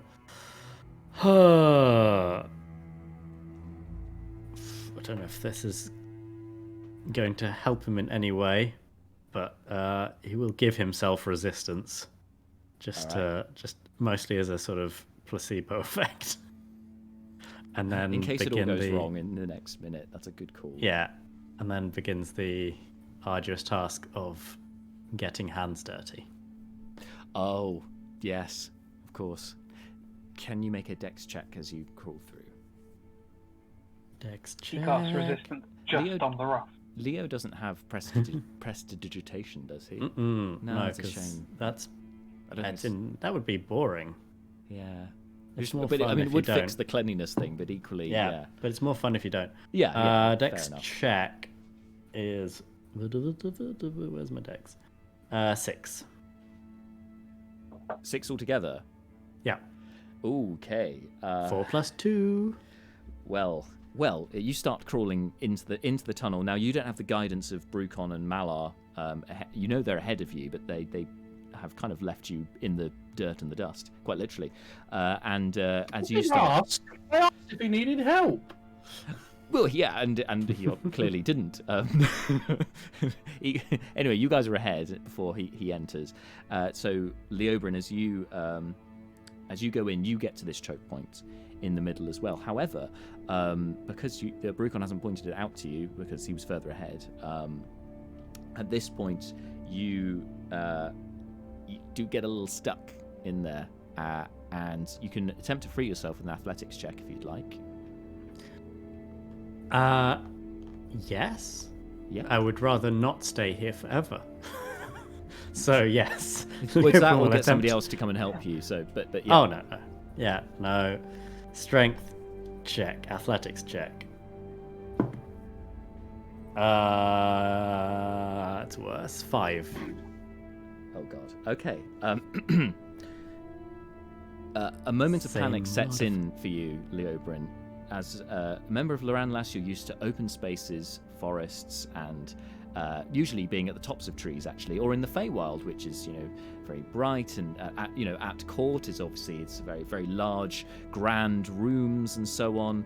This tight space, you're getting a bit of claustrophobia as you're stuck in this space, and as you wildly thrash to try and set yourself free, you do so, but in doing so, you push one of the rocks as well from this choke point. The whole structure, you hear it rumbling. You need to make a con save, as does Brucon and Malar. But you've got resistance, so that's gonna help. I'm taking you all down with me. This is Leobrin and ceilings. It's happening right now. This is a con He's now con bringing him save. down on others as save. well. This is a con save as the tunnel starts to collapse. Maybe Leobrin needs to multi-class to Ranger and take favoured enemy ceilings. Yes. Oh my. Okay. Brucon rolled a 23 on the con save. Okay. This is not perhaps a charm effect. No. Unfortunately, Charming, charm the ceiling. charming rock tunnel. Okay. 15 minus 1 plus 2. 16. Hey. -1 and then +2 for the for the Resistance. resistance. Oh well, thank God you had the resistance because you need 15. So that would have been very hairy. Well, Malar, what did you Malar? well done for charming that ceiling. 22. Okay, Nice. so Brucon, Malar, you bowl out of the front of the end of the tunnel. Sorry. Meanwhile, Seth, you've been out with Neris at the other end of the tunnel, waiting for the others to appear. Is there anything you wanted to do, or what were you up to while these guys were doing that stuff? I'd like to find an interesting cloud while we're looking for manticores. Yeah, that's the roguish attention span we know and tolerate. But there's not many hiding spaces up there. I'm just making it interesting to watch. What's a little bit disturbing to you, Seth, as you look at the clouds, is that you see one that's very similar to the one you saw in the dream, the symbol of the orb with the aflame orb takes shape on one of the clouds in the sky. You don't have to say I totally anything. thought you were going a completely different way with that. I thought you were saying, yeah, you see a nice little puppy. Oh, what's this? A cloud coming towards it? What, the puppy's been there's a killed. dagger moving towards this puppy? No, Yeah. No, that would have been good. I'll save that for next time. But as you look up at this, as you catch yourself looking up at this image, you hear Neris murmur to you. You see that as well? Nope, don't see anything. There's nothing up there. Yeah, good. I don't either. I don't see anything. Nice. And Prophetic dreams. with they that didn't scintillating conversation, Brucon and Malar barrel out of the end of the tunnels. You hear it rumbling. You turn to see them roll out of there. You have to. The two of you, slightly elven in your case, Seth, and completely elven in Neris's case, lithely dodge out the way of these two. As they blast through that area, and as the whole thing starts to come down, you all fear the worst. With ceilings and the fact that Leobrin's missing, until at the final moment you see Leobrin, Millennium Falcon style, shoot out of the end of the tunnel, escaping unscathed from the collapse. However, the rocks all give way. Some of them roll off the edge of the mountainside and roll down the mountain. It's an avalanche, and it's a huge amount of noise has come from that. How did it go? Brucon stands up and dusts himself off and goes, "Oh wow, I really miss those drugs right now." Well, we're all here except for Breena, of course. Yeah, I say we move on. Where the hell did Kerr go? Wasn't he just flying to the other side to literally here? Yeah, I thought so. Obviously something has happened. Who even are these people? Well, they're Aarakocras that kidnap small people, and we entrusted one with our small person, and he's gone. Yep. These are all true facts. So... There's a small chance I would have been kidnapped by bird people, and we literally gave her to our captured kidnapper. I mean, that's true, but to be fair, if that's the case, then he's taken her to the place we're going anyway, so, you know, the difference seems minimal. Yes, but we just found out that she can do lots of cool stuff that could help us get in there, and if she's kidnapped, that we've lost a lot of cool stuff. No offense, Neris and the fire, please don't burn me. She hates me already. She gives you so much stink eye. Burning stink eye. You can see like you have 5 seconds. Her red eyes change to orange as you sense she may be about to cast a spell. Neris, maybe we should kill these manticores if the patrol is still near, so we don't fight them later. Would you like that? Want to burn some manticores? Wait, hold on. What's happening right now? And to be fair, you do hear the roar. You can't see them currently. They don't appear to be in your vicinity. They're probably round another part of the mountain at this point. But you do hear. Sounds like the patrol are on their way back after that avalanche. You mean they've had a very strong auditory clue that something is happening? Yes. Yeah. Should we kill these manticores so we don't have to fight them when we invade the base? I mean, that sounds logical. We can ambush them. Yep, that's true. Mr. Seth, do you have a some sort of a plan? Do I detect? James, we can't hear you. We can't hear you, James. No, Seth, no. No, definitely can't hear you right now. I'll tell you what. Whilst James fixes that, I was going to at this point, roughly at this point. Oh, he's back. Yeah. Okay, good. Yeah. Yeah, but cut back to Breena anyway. Yeah, I was going to cut back over to Breena. Obviously, you've been taking on board the information from Master Talon, and she doesn't seem. She seems to be very interested in you. Obviously, gathering, she hasn't seen a deep gnome for a while. Was there anything else you wanted to ask her in the meantime, or what else did you want to do? Yeah, I think given that she says that's not what happened, when I told her we think that the potion was stolen. I believe you, but can you tell me what did happen then? She kind of cocks her head to one side thoughtfully. As far as I'm aware, your folk came here, as they have done many times, to trade with us, and they brought this potion along with a recipe for the potion that apparently cures an ancient curse, or can cure an ancient curse, amongst other benefits. Your kind are very talented with potion making, and we gave them what we could for that. We offered them plenty of our own produce. We offered some homemade ales and some of our cloth and other materials that they had requested. In exchange, it was only one potion they gave us, along with the recipe to make it, which I thought was strange at the time. We don't normally take the recipes. You are the potion brewers. We are more the consumers, I suppose. And then they left. Your negotiator was seemed pleased with the result, and went on their way from that. That can't be right. Why would we give away our recipe? It's a recipe we've been looking for ever since. They did ask for a good price for it, and we were happy to oblige, of course. Who did you trade with? Who was this? His name, it was Barter Swerf, I think. Would I recognize who that was?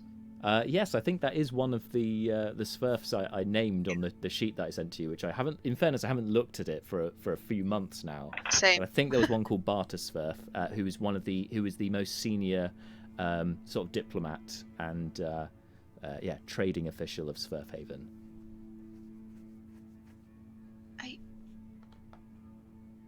We haven't been able to reproduce that potion ever since, and I'm looking for the recipe.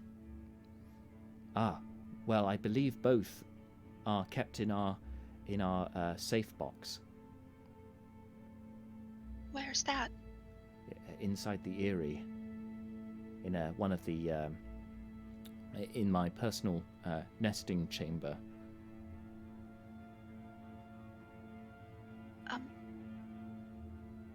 I don't know what happened. I wasn't there. But if you bought that fair and square, you get to keep it. I would just ask if you'd let me copy it if we get inside and free your people. If you were to save my people and restore the balance of the Eyrie, I would gladly give you the recipe itself, along with the potion. We haven't used it in these years. I don't see why we would use it now. Especially if your need is great, which I believe it is if you've come all this way. It is. You were talking about being favored by the gods. I think I am too. One sent me here. Huh. I am not familiar with the gods of this world. Only the gods from the elemental plane of air, where we came from. But if a god is on your side, there are worse allies to have. This I know.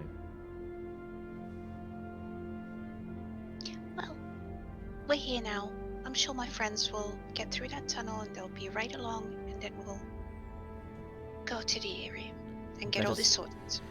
She kind of drops to a more serious expression. Her head drops down a bit, so that she's kind of looking at you through her eyebrows almost, if she had eyebrows. Let us hope the gods are on their side too. Oh, I think so. At least Malar. Not so sure about Seth, but I'm not familiar with these names, but let us hope so. Meanwhile, you lots. So you hear the patrols are on their way back, and you said you wanted to set an ambush, or did you want to kind of continue on? Are we hiding or ambushing? What are we doing, guys? Are we doing both? Are we doing one and then the other? Do we want to are we ambush ambushing them? flying creatures while we're on a cliff face? Let's get them down to the ground. Leo, What? look We're on a like cliff small person. face. Yeah, what is the space we've got to work with here? Okay, Yeah, so what is the area? terrain check. So you're still on the path. So the path itself is maybe 15 to 18 feet wide, and it's gradually winds its way along the outside of the mountain, spiraling up towards the top.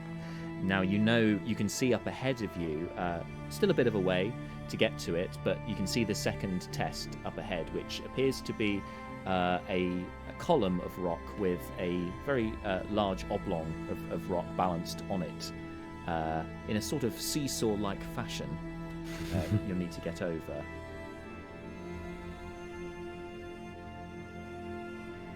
But yeah, the path, it doesn't fluctuate much between, I'd say at its narrowest point, maybe 10 feet across, and then, yeah, What's 15 the to other side 18 of this feet. 10 feet? Is it like cliff? Right, so one side it Rock up slopes there down. and One drop down side it there. slopes down, cliff face, down, and on which is on your left, and on your right, this is if you're facing to go up the path, and then so your right hand side, the mountain side, it's very steep incline up. It's such a minor, like, that's literally, like, that's exactly what I was picturing, except completely mirrored. Yeah. And Is it's it weird really that I was messing doing with the my same? head that I'm like, no, the rock is. Is it weird that was the same for me? And then I was completely sure that we Sorry, for which- some reason. It depends The how your mountain brain was on my works, left. doesn't it? Which Your side was the favourite rocks? side. rocks, So the rocks on your upwards right are on our right. Right. And Yeah, that's the what I had in my drop head. is on the left. Oh, Yeah. man. I had drop No, on the I'm left, on rocks team- on the right. Is this where I'm we go on back team to Bruce like, on- Marshall. are you more of a visual or audio learner? Up there. We You need did to that get the deliberately, manticores. didn't you? We need to get the manticores to land. Someone needs to pretend to either be a small person, or we minor illusion, and I cast minor illusion, and I make a stationary small person. I mean, that seems like a much more low risk strategy than having Brucon going, doo-doo-doo, look how short I am, doo-doo-doo. We make them think there's I'm a a small very person. short They person. come down, land, we kill them. Yeah. I mean, minor illusion insists that you can only make objects, not living things. Oh, damn. I make a yeah, that's statue true. Yeah, of you a can, Brucon small starts, person. Brucon starts And I strolling put down the and saying, interesting thing, look how isn't it? short I am. because you can't make a living thing, but you could make a dummy or something that pertains to be a living thing, but clearly isn't, right? Because it can't move. Yeah. So I make you could make a dummy of a person. That's I fine. make a dummy of a small person, like Sorry, that little lots scarecrow. of frenagging of the rules, but I'll allow it. I think that's fair. It's not going to move, so that's And clearly then an we illusion. all hide. And then It's we like when all you- hide really well. And I look at Mala. We hide well, Mala. It's like when you walk past a mannequin in a shop and you're like, oh no, you're not a person. Well, it was yeah. It was like it also reminded me of one of the first times playing D&D with playing Forest Gnome Ranger, which you some of you know, and minor illusioning a bush, which is great. However, the bush can't move because it's just an image, so it's not going to move with the wind or anything. So it's really not convincing. And it's suddenly like, that's the hole in my plan. Damn noob thing. Anyway, All about those rocks. all about Rocks those and rocks and walls. Anyway, so And you very sturdy bushes. you create this static image of. Is there a particular? You've met a few small people in your time, Seth. So, is there anyone you wanted to model this off of? I'll go off the woman from the shop. I can't recall her name. The The one who kissed you that time. Fine. Bell. Yeah. Yes, Belle, Belle that's it. I'll go Quigley. for Belle. Yes. Je m'appelle Belle. The Yes. Quigley of the ball. Je m'appelle Bell. So If we're yeah. doing this, is there anywhere for us to hide? Well, there are still some of these large rocks on the path where the tunnel used to be, so you could try and Can hide we in amongst hide those. from them from an aerial view? The smaller of you, possibly, especially if you go prone, it might be difficult for Malar, for instance.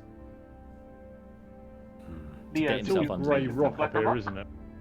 Yeah, it is mostly grey rock. Yes, Malar. Yeah, Okay, Malar just stands there.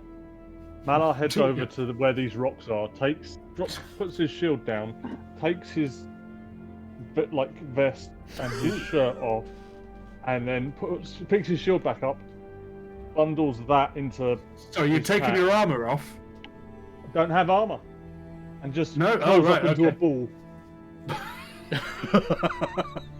Big grey ball. Okay. He's got natural armor, so he doesn't wear any armor. Okay. Oh lord. All right. So naked fetal position Malar.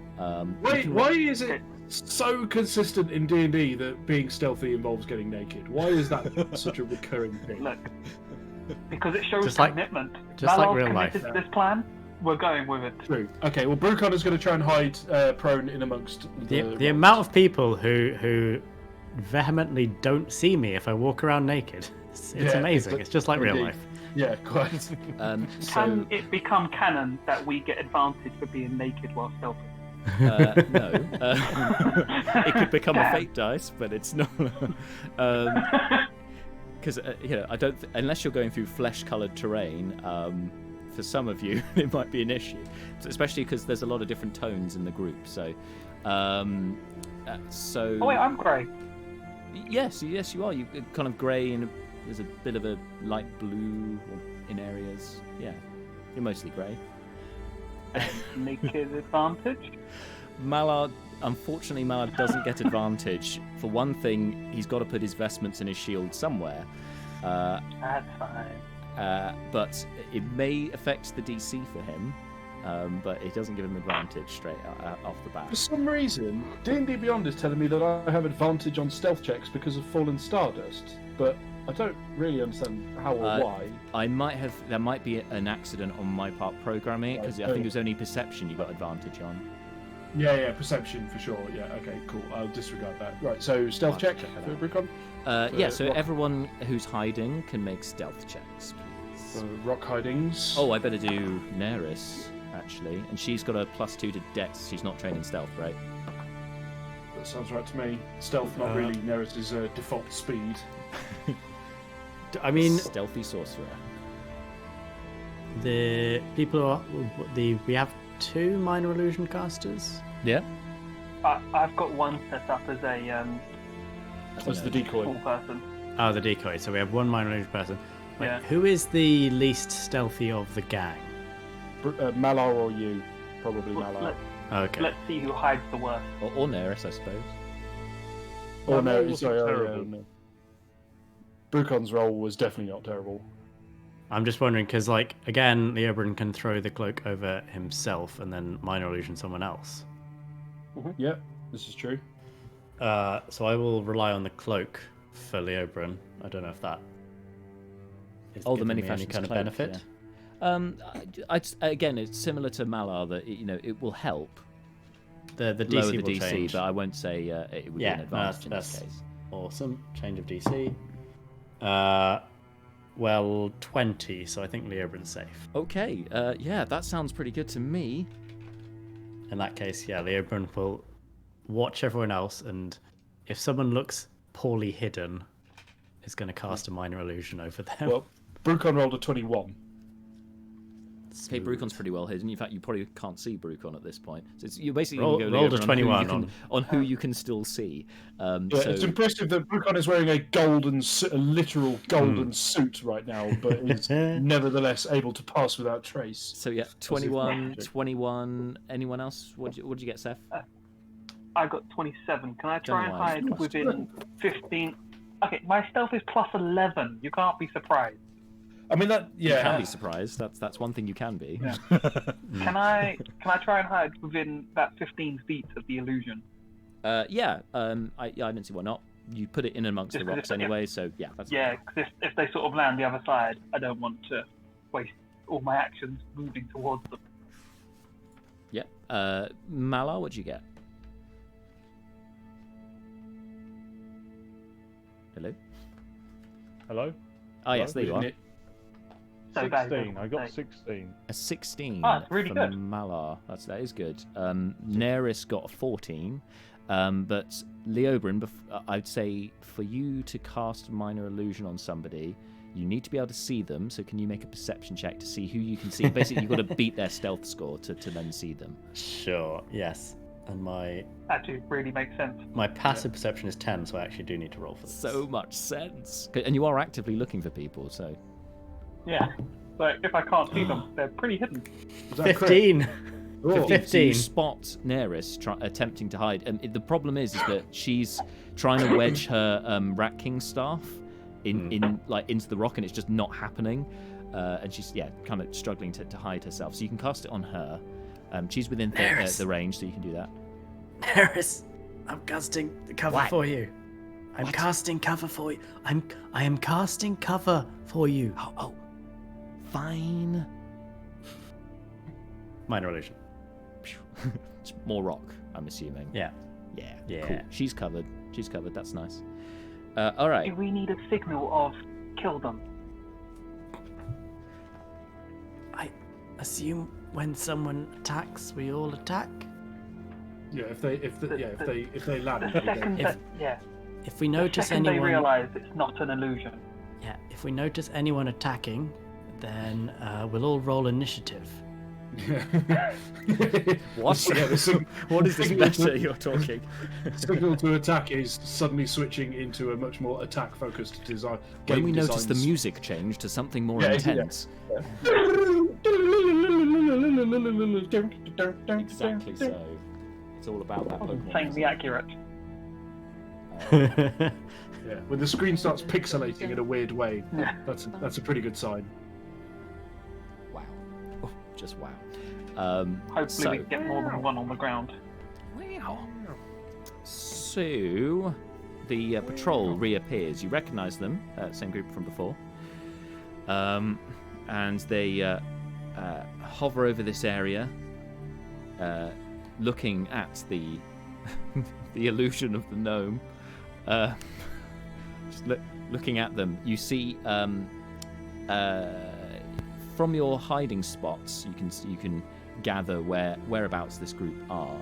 I'll say Leobrin because you're already looking, hence that you could see Neris. That you can just about see this grouping, and you notice that the Aarakocra seem a little bit hesitant, whereas the Manticores seem to be fixated on this gnome, and they seem to have a bit of a squabble. You hear the younger one again go, Mange Fur, should I approach this? Yes, it's your turn, isn't it? I thought it was your turn. It's not my turn. I did it last time. Okay, Mange Fur. Okay, sir. Okay. and this smaller Manticore. Excuse me? What are you doing there? Is that a Manticore that's coming down?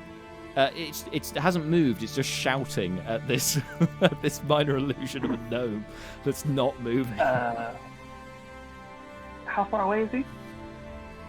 Make a perception check, because you're hiding, so you're gonna have to peek out and have a look. 16 on the dice plus. Oh, actually, that's 19. 19. They're maybe 60 feet. Cool. Can I cast message? Because they hear it like normal, don't they? It's not like telepathic. They still hear it as normal. Yeah, they'll still hear it. Yeah. Yeah. And so I'm going to cast message to it. You can't tell it's a woman. I'm going to be like, help! I've been bitten by a snake. I'm paralyzed. Help me! I've been here for not too long. Help, please! So make a deception check with disadvantage, given this situation.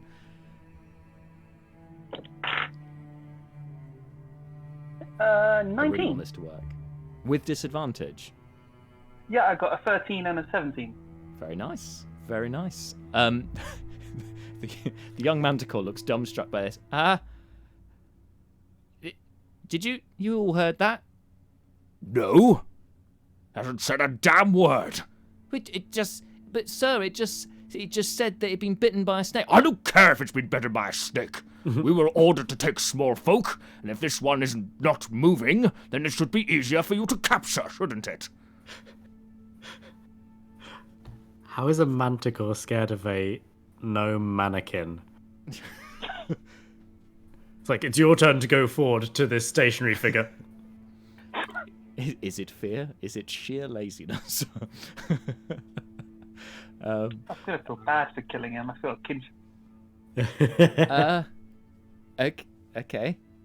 So the younger of the Manticore flies down to the floor and starts cautiously approaching this unmoving figure.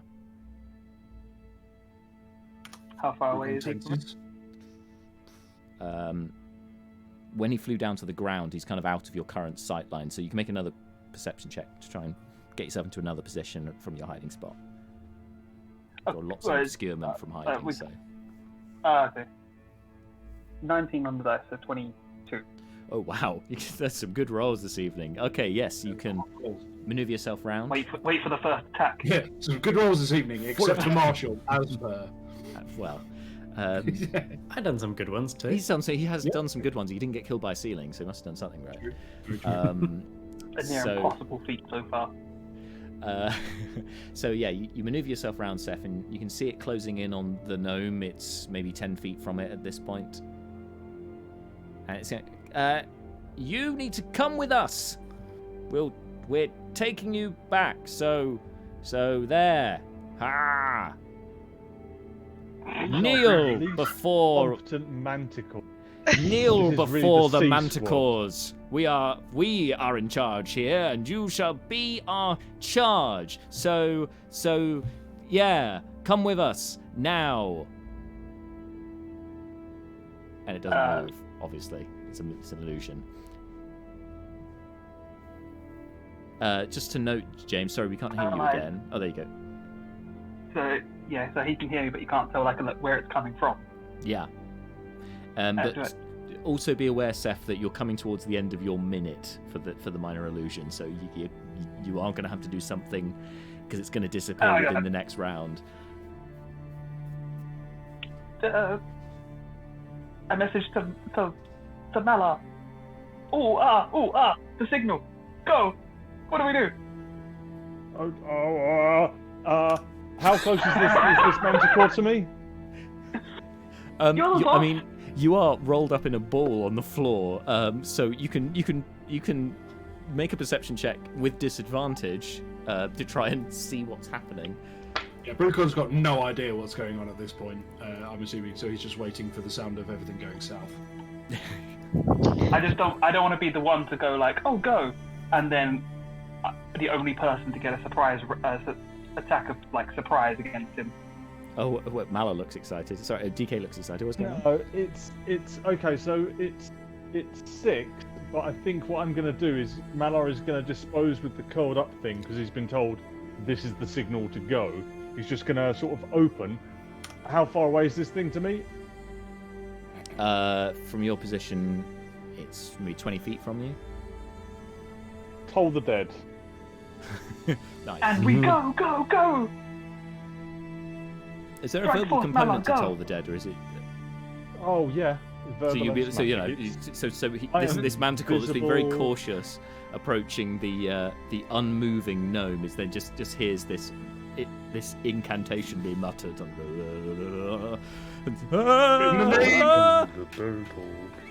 In the name of Steve, or whatever his name is. And a bell, the death knell, starts to ring. It needs to make a wisdom save, is that right?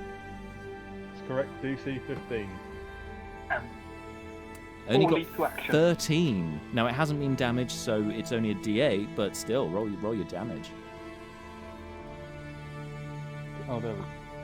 And I'm guessing a bell ringing is by way of the go signal. Yeah. Ding-a-ling. It would be. How much damage? Surprise DK? attack. 8 points in necrotic. Oh, nice. Wow. Nice. Max damage.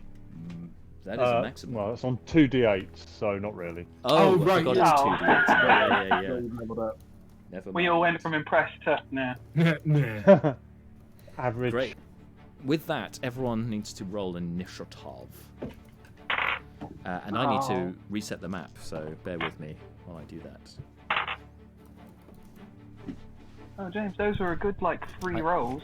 Say it right before I roll initiative. I tell you what, just to be really, really neat, let's take. I will. So stream chat. We'll take a very short break there, so I can reset the map and get the initiatives together, and we'll be right back with what happens here.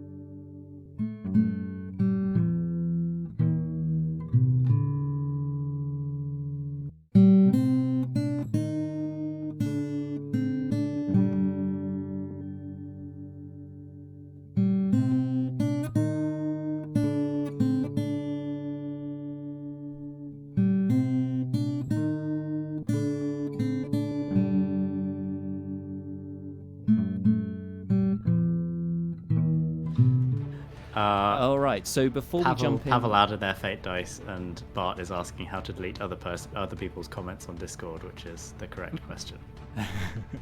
So before this all kicks off, this combat situation, Breena, you feel at this moment, meeting the master of the Eyrie, as well as questioning everything that you've been told as a child and growing up in Sverfhaven, like your fundamental beliefs are being called into question at this point. It feels very much that fate is having a hand in your life and in proceedings right now. In your mind's eye, you see a 20-sided die. Could you please roll it? I sure can. That is 13. It's the third time we've had a 13 rolled for fate dice. It's crazy. It's an unlucky number. Unlucky for some.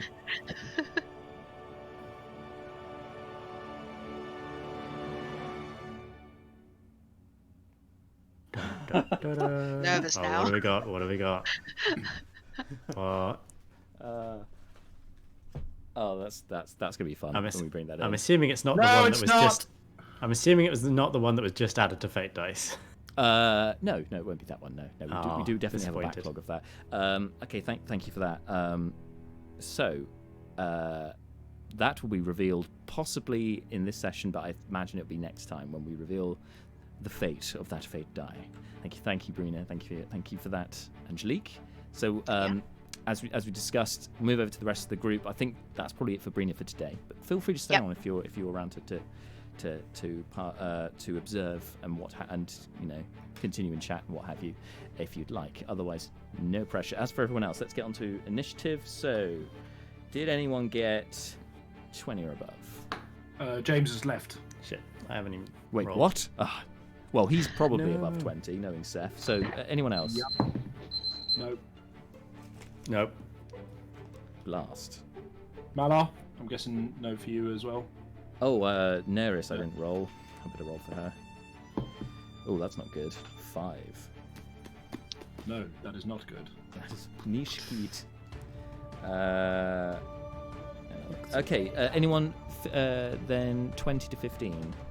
Brucon literally rolled a 15, and Malar rolled higher than that by the looks of it. 18 for Malar. Oh, nice. Wow. I mean, for Malar, that's very impressive. That's top of the order at the moment. Okay, I've got Brucon's at 15, and then Leobrin, what did you get? 6. Okay, you're ahead of Neris. James, what did you get on initiative? 14. What? Oh wow, 3rd. Uh-oh. That's a very low roll. Behind. Yeah, James, stop rolling, stop getting nice rolls. Oh yeah, initiative comes around, +8. Dice. Well, you win some, you lose some, and you're still 3rd in the initiative because reasons. Everyone else with their normal initiative. Right, just let's switch over to.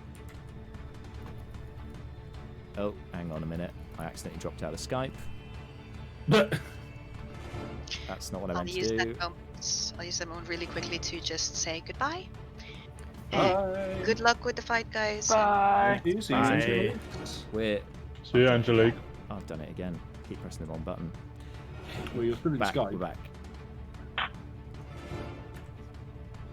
There we go. That's more like it. Okay.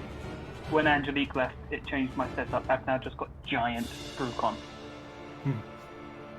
So as you can see, guys, you're all hiding around here. Ooh, there goes Leobrin off the edge. Hiding in amongst the rocks. This the Manticore at the end here. That's closing in on the minor illusion, and then he's been hit by Malar over here. I'll do an overhead actually, just to give you a bit more of an idea of what's happening. Okay, so top of the round is Malar. You've set off your spell, and as was pointed out, being very generous here because that should really be your turn in combat. However, I'll let you have it. So, what do you want to do this turn? Yeah. Okay. Decisions. Screw it. I'm gonna stand up, and I'm gonna naked Malar. throw a Well, he's wearing his trousers. I need to the shirt. Come on, let's save. Oh yeah, something yeah, for the right, kids. right. They're Jack, as well. he's fine. Angelique's image is still on the stream. Oh yeah, because she's just dropped out of Skype. So yeah, she will be there. That's fine. I'll just there we go. Okay, thank you. Go ahead, Malar. So you're up. Guiding bolt. Pop out. You pop out from the rocks. Oh yes. And you hit. Huh? Who are you? Guiding bolt. Okay. Make attack roll then, please. 24. Oh, that's a big oof. Let's have some damage, please. Guiding bolt is the next attack against the target that gets advantage. Yes. Correct. We already have advantage, don't we? With it being surprised, yes. 12 points of radiant damage. And Nice. advantage on next. Okay. And I would, I'll stay where I am. Brucon, you're next. Yep. Georgia still here. Is Brucon prone? Yeah. Right. Okay. Well, You're all Brucon, prone. Brucon stands up, and annoyingly, he's not quite 6th level yet. So this is a material problem.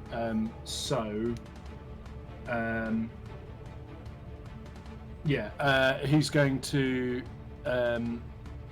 use a bonus action to try and click his heels together. Okay. Yeah, you can do so. Activate the boots, Yeah. which are a little bit on the fritz, but you can do so. Yeah. Okay. It's very annoying that he uses the bonus action, but there we are. And then he's going to dramatically vault over the rocks in the lie between him and the Manticore. Okay. Can you make a acrobatics check, please? Sure.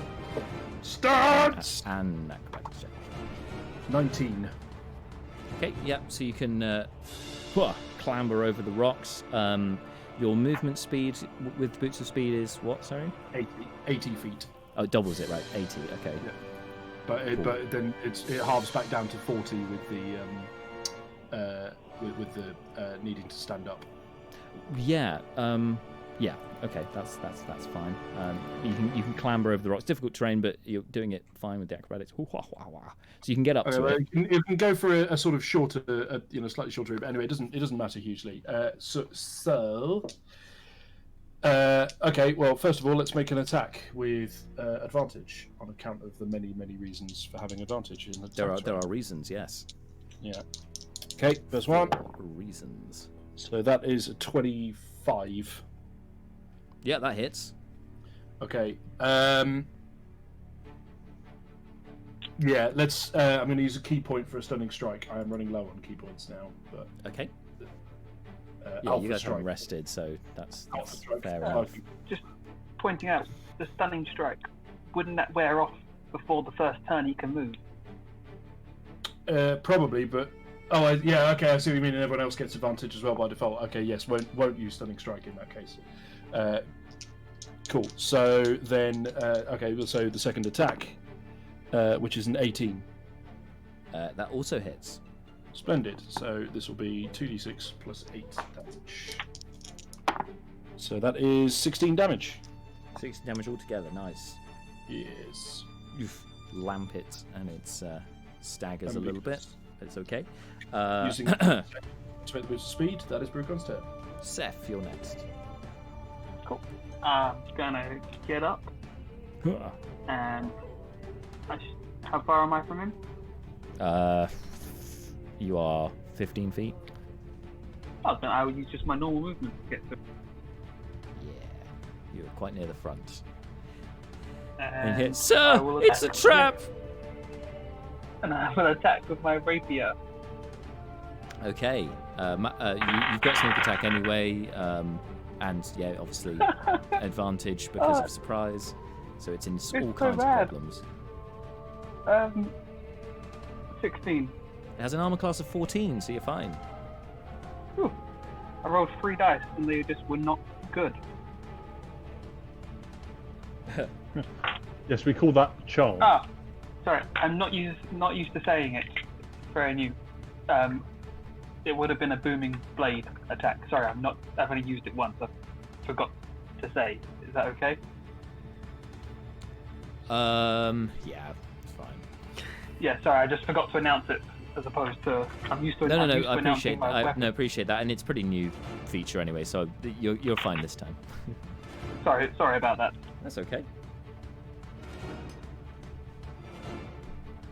Because I picked up the other dice and I was like, why do I have a second D8 out? And I couldn't, and my brain just couldn't process why I had 2 of them. And you're like, oh, I've got so much damage, it's really hard to keep track.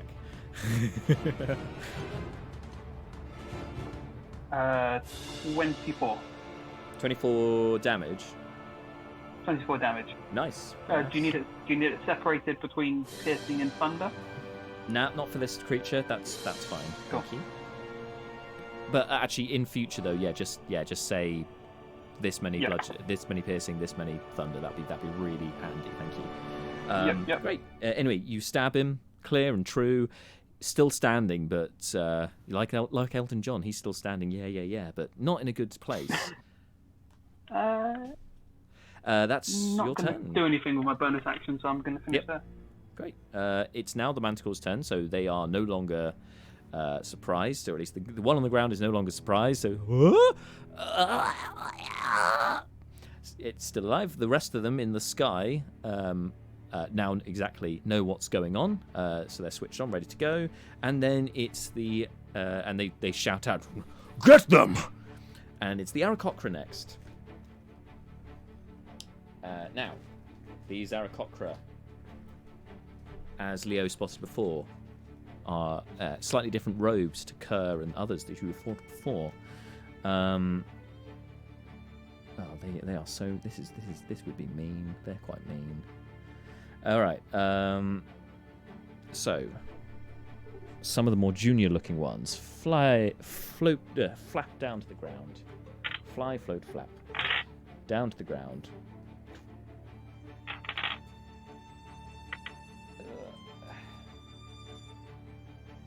In and amongst you lot.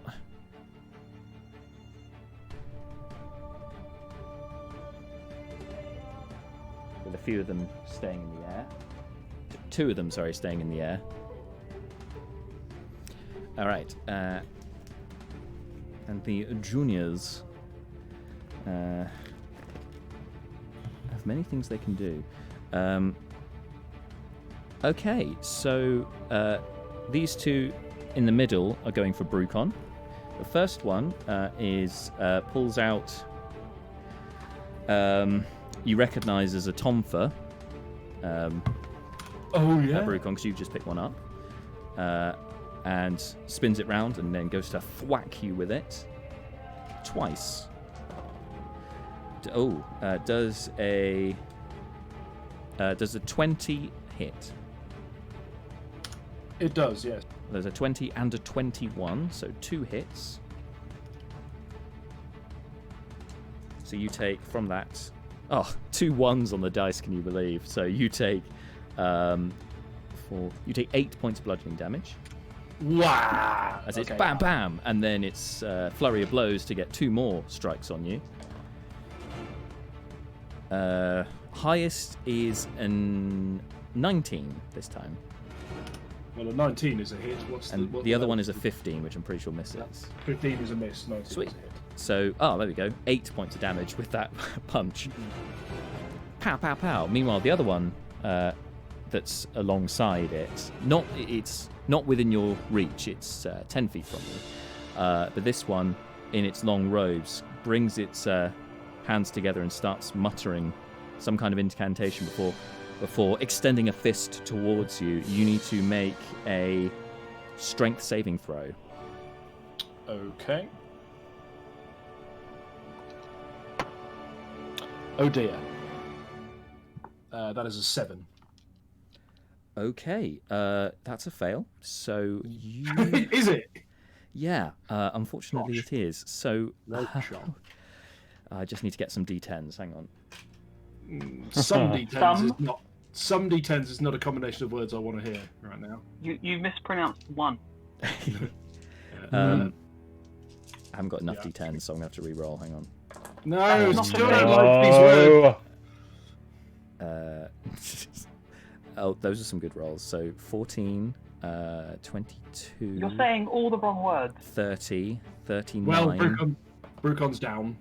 39. 49 bludgeoning damage, and Right, you are well- thrown 20 feet as a fist of Right. unbroken air crashes into you, knocking Well- you 20 feet flying backwards and prone, which 20 feet When puts do you we right at start the fighting edge. Jedi? That puts you right to the edge of the cliff. Fortunately, not over the edge, 20 feet. Yeah, that was the thing I was worried about. Yep. Well, Brucon's on death saves. Oh, you're unconscious. Oh, Jesus Christ. I had just got 28 Nova'd. hit points. I had 28 hit points left when that guy hit me. Wow. I would have barely survived if I was untouched, and Brucon Yeah, was not in any way untouched. Leo could have died twice over from that. Well, let's be extremely grateful that it was Brucon who got hit then, shall we? I had inspiration as well. No, it's fine. You can use sure your that- inspiration for death saves. I know, but I also could have used it for the Oh, for more fun the things. thing that caused me to require death saves. Which Ah, was- yes. Hey ho. Fair. Hey ho. Okay, next up is. Oh no, sorry, there are more. These No, there guys aren't. here. It's one on Malar. Again, it's gonna go. It's this one has a side, which it goes to hit you with. Okay, the lowest was an 11, which will miss, and the other one was a 24. Sure. Yep. That's 6 points of bludgeoning damage. This one, yeah, it's gonna do a flurry. First flurry misses. Second of the flurry, 17 to hit. 17 misses. Hey! Oh no, hang on. Does it? Because you don't have your shield currently, do you? I did pick up my shield after I'd taken my clothes off. I put the shield back on. Oh! I misunderstood. Okay, yep, that's fine. You're good. It misses. You shield yourself from that one. Okay, that's that one. Last one is on Seth. Natural 1 on the first attack. It ends up punching the Manticore next to you. And the other one was a 17 to hit. That's a miss. Again, this time you raise your shield and block it. It's going to do a flurry too. All the attacks. Oh, that's better. There's a 20 hit. Maybe. Okay, and the other one was a 24, so 2 hits. You take 6 and 10, so 16 points of bludgeoning damage. Can I use my uncanny dodge on the second one? Yeah, sure. So that brings the 10 down to 5. So yeah, that's only 11 points of damage. Thing. Yeah, after the first hit, you're like, whoa, instinctively dodge the second one with uncanny dodge. Very nice. And that's all of them. There's the two up in the sky who are overseeing what's going on here. And those of you below, so that's in this area will be Malar and Seth need to make strength saves as they both start chanting and press their hands forward in a gale of wind. A very strong gust of wind blows from them down onto both of you. 19. 19. Okay, you brace yourself. You root yourself in the ground. Malar? 18. Great. You both manage to weather it. You're not pushed back by the gust, but they're there in the gust currently. Is It's the gust hard to persistent? hear. Yes, it's persisting. Yeah. I'm imagining Malar's ears flapping really aggressively. I think I get this wrong with gust of wind. I think it's only on there. It's only on your next turn. It doesn't matter.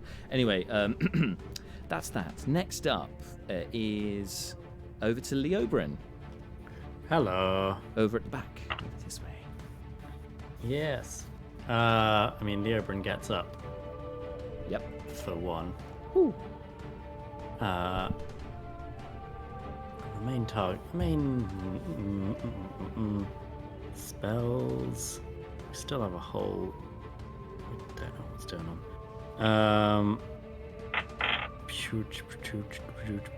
Nah, I think it's just blasting. It's just going and blasting. We'll fire to blast at the Manticore. Yeah, sure, go for it. I don't think there's anything more suitable.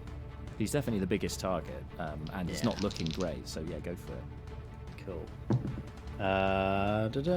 That's probably a miss, and that is an 18. 18 hits, yeah, roll damage. Lovely. I was going to say an 11 is a miss, right?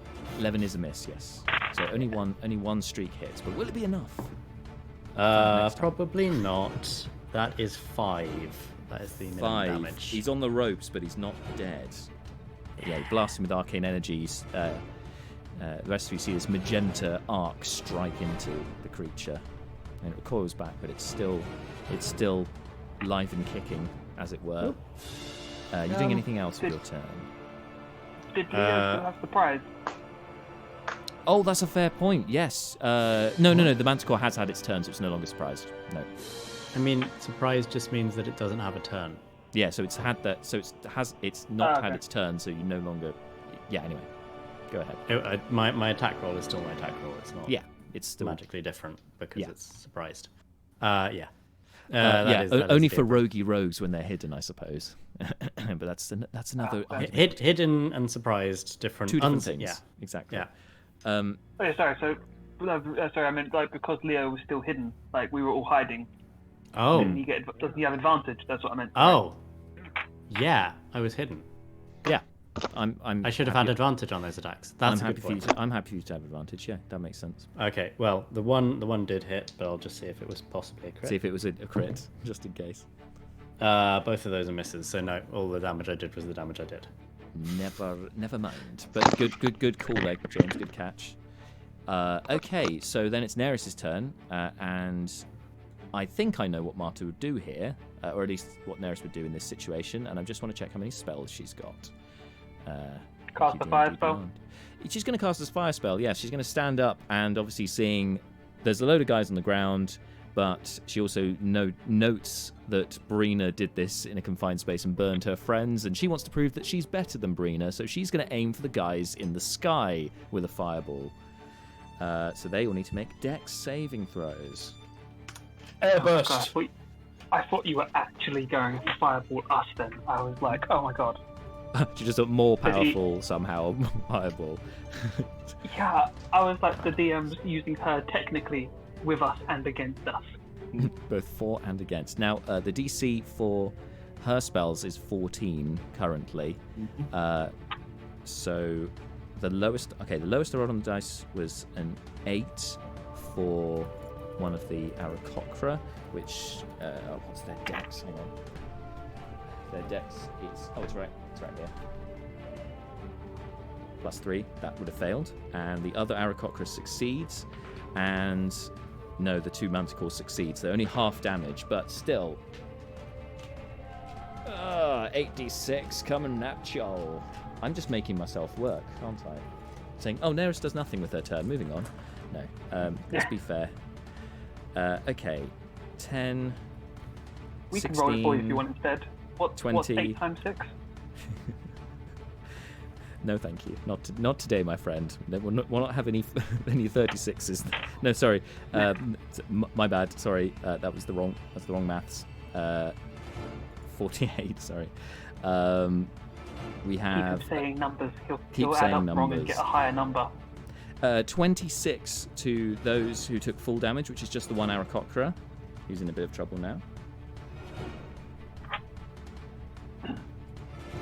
And half to the rest, which is 13 to the Manticores and the other one. But still, nice.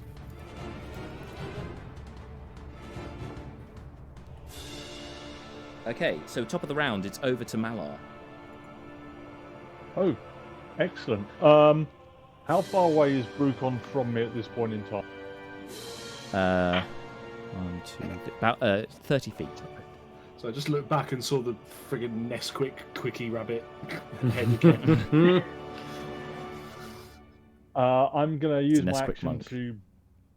to burn a channel divinity. Brucon, your maximum hit points is 53? Probably. Right now, D&D Beyond wants to show me a face with X's in it and some scary-looking dots. But yes, I believe that's correct. Yes, 53. You get 26 points of health. Oh, yeah. Nice. So your eyes open, Brucon, and you're looking out over a cliff face. You're like, oh, it's quite a nice panoramic view I've got here. Oh my god. Yeah. Sorry, Mala, that's your channel divinity. You doing anything else your turn? How many enemies are on the ground with us at the moment? 4, including 1 Manticore. No, sorry, 5 and a Manticore. 4 plus a Manticore. There we go. A Manticore. A Manticore. Okay. Manticore. Yes. I will burn up my last second level slot to bonus action spiritual weapon. At this, but somewhere between the Ewok and the Wookiee in front of me. I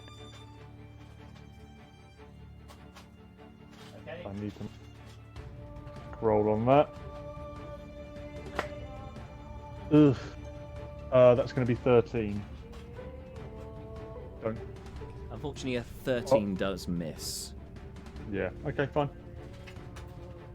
Turn. I'll just pop out the spiritual weapon. There we go. Between the Wookiee and the Ewok. Okay. Yeah. Like I was going to hit the Wookiee in front of me. I suggest a new strategy, Malar. Let the Wookiee win. No, don't do that. No, Brucon, it's your turn, and you are conscious. Yeah, how far away is Brucon from enemies? You push 20 feet away, so yeah, roughly 20 feet to get back. Obviously, you got to stand up. Okay. How is the grounded Manticore looking?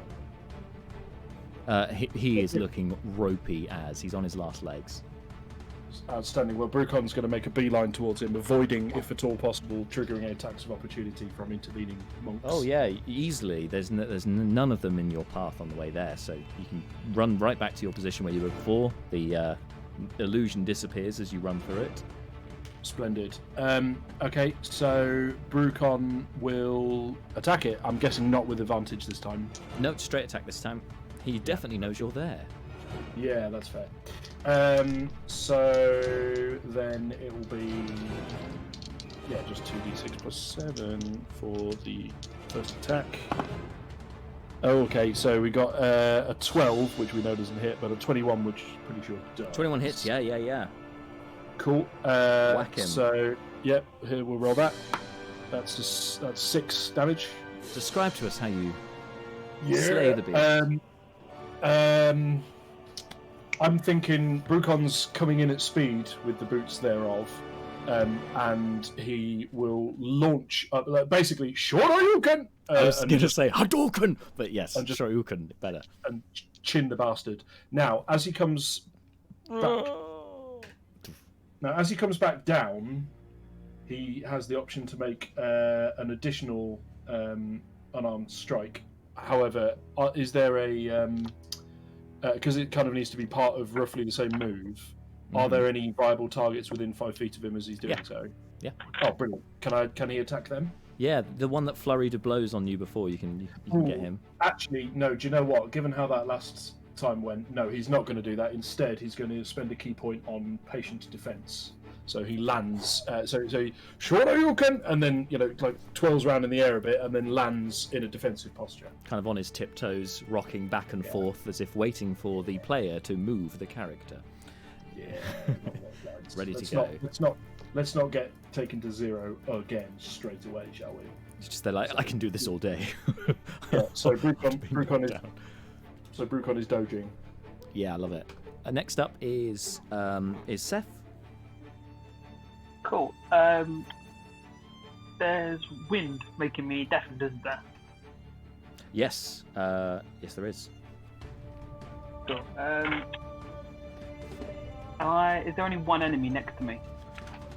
Yeah, now there is, yes, as the Manticore's dead. Cool. I'm going to cast Booming Blade and attack him. And as I attack, I'm going to yell out, in the name of Master Talon, isn't it? Master, we heard the name of. Yes. For Master Talon, we will save the people, and I'm going to attack it and hope that someone can hear me, because I don't think they can hear me with the wind. But I'm hoping they'll stop attacking. I mean, according to the spell, it doesn't actually deafen you. So I'm gonna say, yeah, it's like a howling wind. That if you shout over it, you should just about be heard, but you're not deafened technically. I'm hoping the one that can speak common heard the words Master Talon. Okay. 19 to hit. Well, that hits, yeah.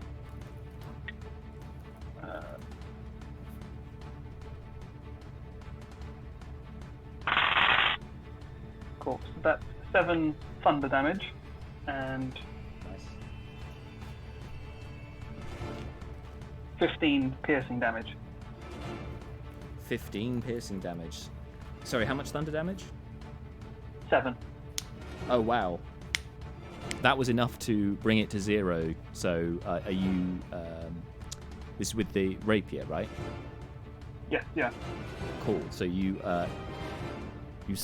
fatally stab it as you do this, and the boom goes off as well, and it collapses to the floor. I'll say for the purposes of this, it's up to you whether you want to kill it or leave, as in instantly kill it, or leave it bleeding out on the floor. Is it the one that did the Jedi mind push against Brucon? No, it's not. Then I won't. Then I'll let him bleed. Let him bleed out. Right. Sounds I good. tried to say it as like the nice way, let him bleed.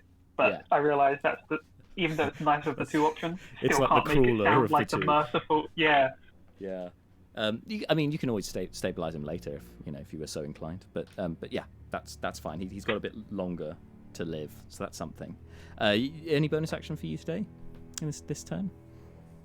I will use my movement to go towards the closest arrow croc to me. Oh, can I move?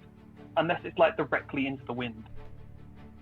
Oh, that's a good point. That's a very good point. I should have done that at the start of your turn, shouldn't I? Yeah, can you make another strength save now? We'll still count of you doing the attack. I should have done this before the attack stuff. 14 on the dice, so I think that's 15 overall.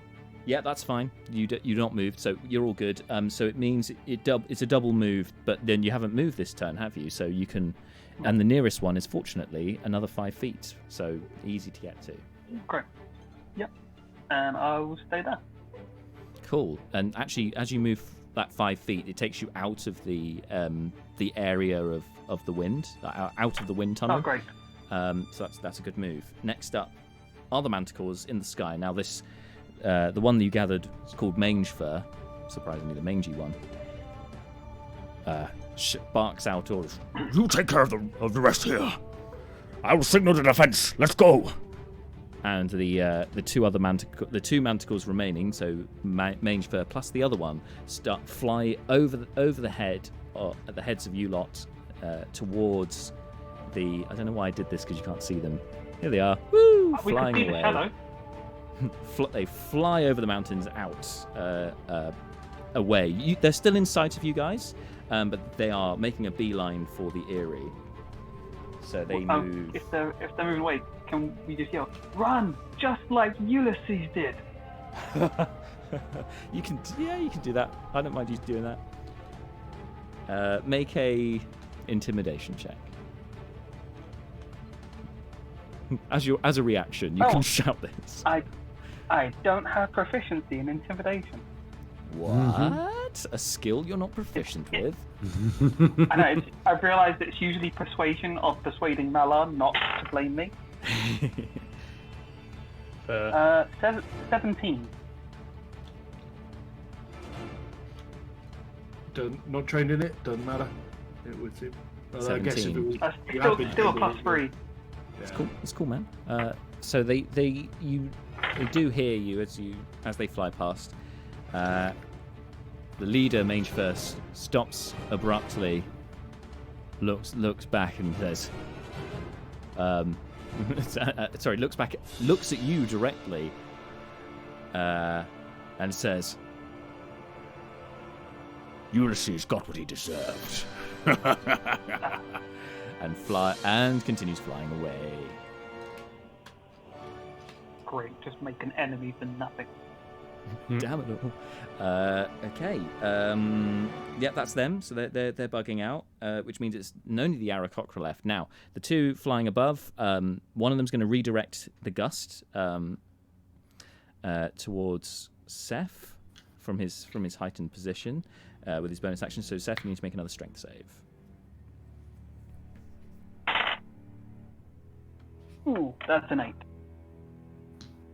Okay, now you get pushed back by the gust as it sweeps into you. You're gonna get caught in it, and it blows. It kind of first of all pushes you down to the ground, knocks you prone, and then pushes you another 5 or so feet back. It's because it's gust of wind, but obviously in 3D, gust of wind gets a bit funny, so you're kind of getting pushed against the ground rather than so much in a horizontal direction. Hence prone, and you only slide about 5 feet across.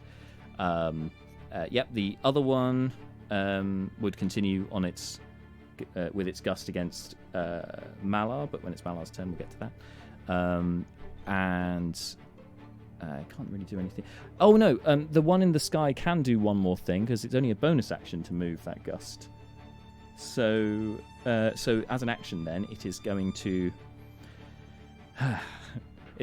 target the elf in the back that was causing it all these problems, and Neris needs to make a strength save.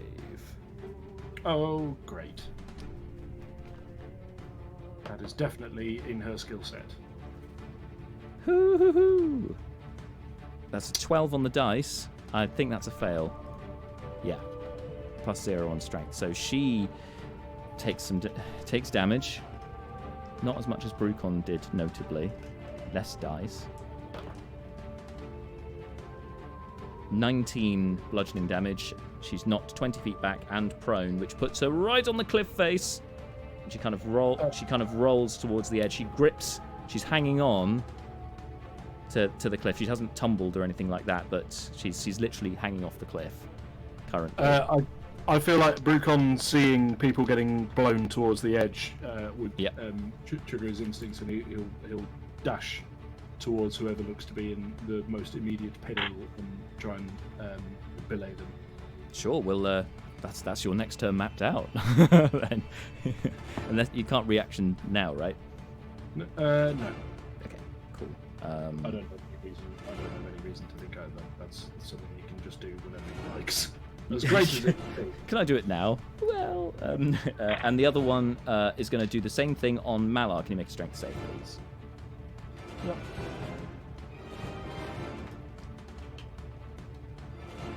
Ooh.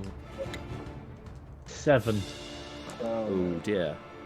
You take 18 points of bludgeoning damage, and you're knocked 20 feet back and prone. Skadoosh. And in fact, you land right back where you were hiding earlier, which is a bit bizarre. You ended up in the same place, but there we go. Cool. Meanwhile, the guys on the ground, they're running out of key points. Unsurprisingly, because they stacked them in the last round. So there's 2 of them. Well, now 3. There's 3 of them still standing. 2 of them are going to go straight for Brucon. The third will go for prone Seth. So all of their attacks against Brucon have disadvantage because he is dodging. Yes. So multi-attack. First one misses. Second attack. Dodgy. 16's going to miss, right? 16's a miss. Sweet. So you repel the first guy completely. Second guy. I think that's just as bad. 14. 14 was the most likely to hit. So you dodge all their attacks, and they've only got their bonus action attacks. Actually, I forgot both of them. So that's Terrible. They all miss. They all miss Brucon. Lots of 4s and 1s being rolled there. And then there's one going if only for... he was level 6 right now, it would be so great. There's one going for prone Seth. So advantage. Ooh, okay. 25 to hit. And the other one was a 19 to hit. The first one, they both hit. But They both hit. Yeah. Are you do going the to uncanny damage to the dodge? first one first, just in case. No, just in case I can cast a shield. Okay. 6. 6. Okay, no, I won't use shield. I'll use uncanny dodge on that one. So that's 3 points of bludgeoning damage. Which of my many options for going nope do I wish to use this turn? Well, obviously, No, you only get one the reaction, so shield it's wouldn't shield affect- or uncanny. You can't do both, right? Yeah. That's why I've just not got much HP, but that first attack was hitting regardless because my AC is 19. Yep, fair enough. Second attack is 7 points of bludgeoning damage. Cool. And it will, again, follow with a bonus action unarmed strike, because monks are crazy. Yeah, that's going to hit as well. That was 25. So another 8 bludgeoning damage. I had exactly 8 left. Oh, no! So after stabbing his friend and seeing him fall down, he's then caught you on the ropes and pummeled you into oblivion as well. So Seth is now on death saves. God, I thought the Manticores were going to be the problem. It turns out it's these bloody monks that are the issue. All right, that's all of them. Fortunately, you'll be pleased to hear. The rest of them are in the sky. Okay, next up is Leo. Hey! Back we come. So you can Most see of the Neris got Aracocra blown flown over. away She's- now. So you've got 2 in the sky, the Manticores are flying away, and you've got 3 of them left standing on the ground. 3 of them left standing. So 5 in total with the 2 in the air. Yeah. Shatter? Have you got a shatter left in you? Yes. But aren't there allies in this area? Depends on there's where the- you position, I suppose. It depends a bit on where you position, but there is Shatter's a dex save. Con save, no, isn't it? Constitution. Con save. Right. Okay. You've got yeah, you've got these 2 which you could get with a shatter without hitting Brucon or anything if you positioned it out of the way.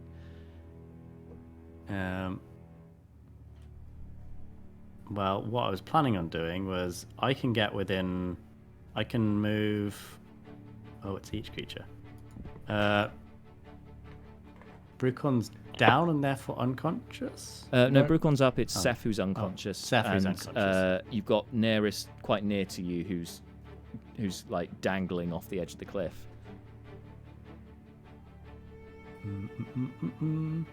Oh, wait. Neris is dangling off the edge of the cliff. That feels like I should probably do that, right? I mean, it's up to you. I mean, it's not that. It's only her legs are over the edge of the cliff, so she's not in mortal peril if she moves on her turn, which she most certainly will. Yeah. No. I'll do what nonsense I was planning on doing. Sure. Which is running into the trio of Aracocra on the ground. Okay, you can get 30 feet movement. You've got, right? Yeah. You can get to there, so you can get within Am I 10 in between feet them of all? all of them. Yep. Excellent. Fey Presence. Thought so. Yes. So it's what save is it? Wisdom. DC Wisdom. 15. Okay. Well, they are good at that because they're monks. Well. I'm doing In it now. fairness, though, these weren't the best rolls, so. And for some reason, I didn't change that. Oh. Huh. Never mind. They're not proficient in wisdom saving throws, of course. So that's nice. So one of them succeeded. What was the DC? 15? 15. Yeah. One succeeded and 2 failed. Lovely. Well, I'm going to charm them. Excellent. So the 2 more fisticuffs ones, that's the one standing over Seth and the one that was punching Brucon repeatedly, have been charmed by Leobrin. So, yeah, they are They drop the shoulders, seem a little bit more relaxed at this moment, while the other one is like looking between them, going what? And we've previously learned that they speak common. Leo would be like, look, we're not here to hurt the Aarakocra, we're here to save the Aarakocra from the Manticores. Cool. Make a persuasion check. They are charmed. One of them isn't, but True, but the two that are charmed. Yeah, I'll tell you what. I'll advantage roll on them the if I'll they're roll the charmed, yeah. basic. I'll roll the first. Okay, so that's cool. And then the advantage is exactly the same because I rolled doubles, don't I? yes. 16. Sweet. They even the 16 one persuades. even the one who wasn't charmed by you appears to recognize what's going on here, and he raises a hand up to the two up in the sky and just whistles.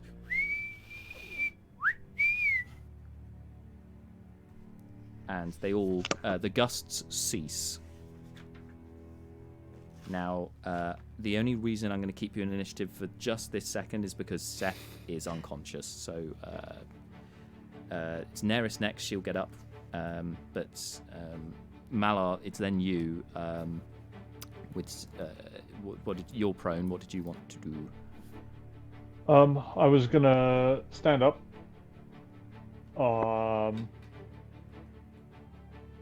Has Neris taken damage? Is what's on. I've Yes. got her down as being at 16 points of health. Okay. Right, so assuming that Seth and Neris are within 30 foot of me, I am going to burn a channel divinity. Yep. Going to give... right, let me see here. Math. Go math. 19 points of healing to Seth. Oh, thank you. 2 points of healing to Neris. And the remaining 9 go to myself. You say channel divinity? Didn't you channel divinity last turn? I have 2 channels. Level 6. Oh, level 6. I forgot. Nice. Good job too. Very. Excellent. Nice job. So with that, we'll take you out of initiative at this point then, because they're not fighting you at this point. They're now confused, concerned, and the one who held up his fist and whistled to the others, the one who isn't charmed by you, Leo Bryn, looks you dead in the eye and asks, What you know?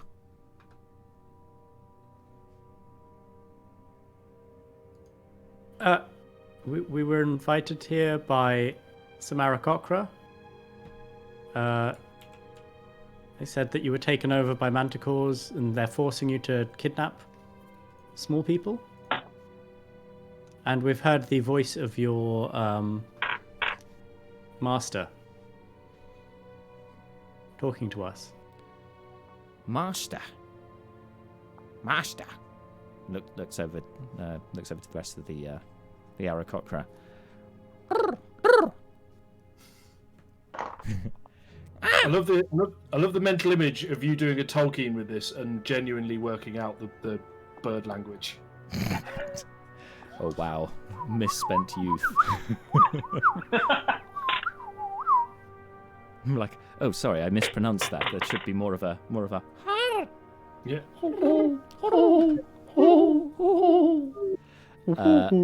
So with your mentioning of the master, the two other robed Aarakocra in the sky descend down, and they start gathering around you. And I'm glad they didn't descend up. no, and say, Where is Master now? and I think that's a good point for us to leave today's session, don't you think? Yeah. I think. Yeah. Lovely. So with the Manticores leaving, you've managed to convince and possibly recruit some of these Aarakocra, which have demonstrated they're pretty powerful. Some of them. So nice job, Leo. All right. Power. The power. So that As long leaves as it's things not in like combat power. Yeah. So this leaves things in a good place for us for 2 weeks' time. So thank you guys. We'll be back on Friday at 5 p.m. for another campaign diary to wrap up what happened in this and the previous session. So if there's anything that you've missed or wondering about in terms of the lore or anything else, come by for the campaign diary and Q&A Friday at 5 p.m. here on Twitch. And these guys will be back in 2 weeks' time for the finale for 2020 of the Manylands campaign. Note, not the actual finale of the Manylands campaign. Hopefully, come join us for that in 2 weeks' time. Thank you all so much for joining. Thank you for watching at home, guys. Thank you so much. Have a good week. Keep doing what you're doing and things. See out the rest of this year. And hang in there, guys. We're nearly done. 2020 is two more weeks to a very merry Manylands. Thank you. Yes, Marshall. Yes. Very merry Manylands game. How many XP do you lose from that? Anyway. I'll bring the mince pies. Let's do it. Okay. All right. Thanks so much. See you next week Ciao. for the cage. Adios. Thank you and goodbye.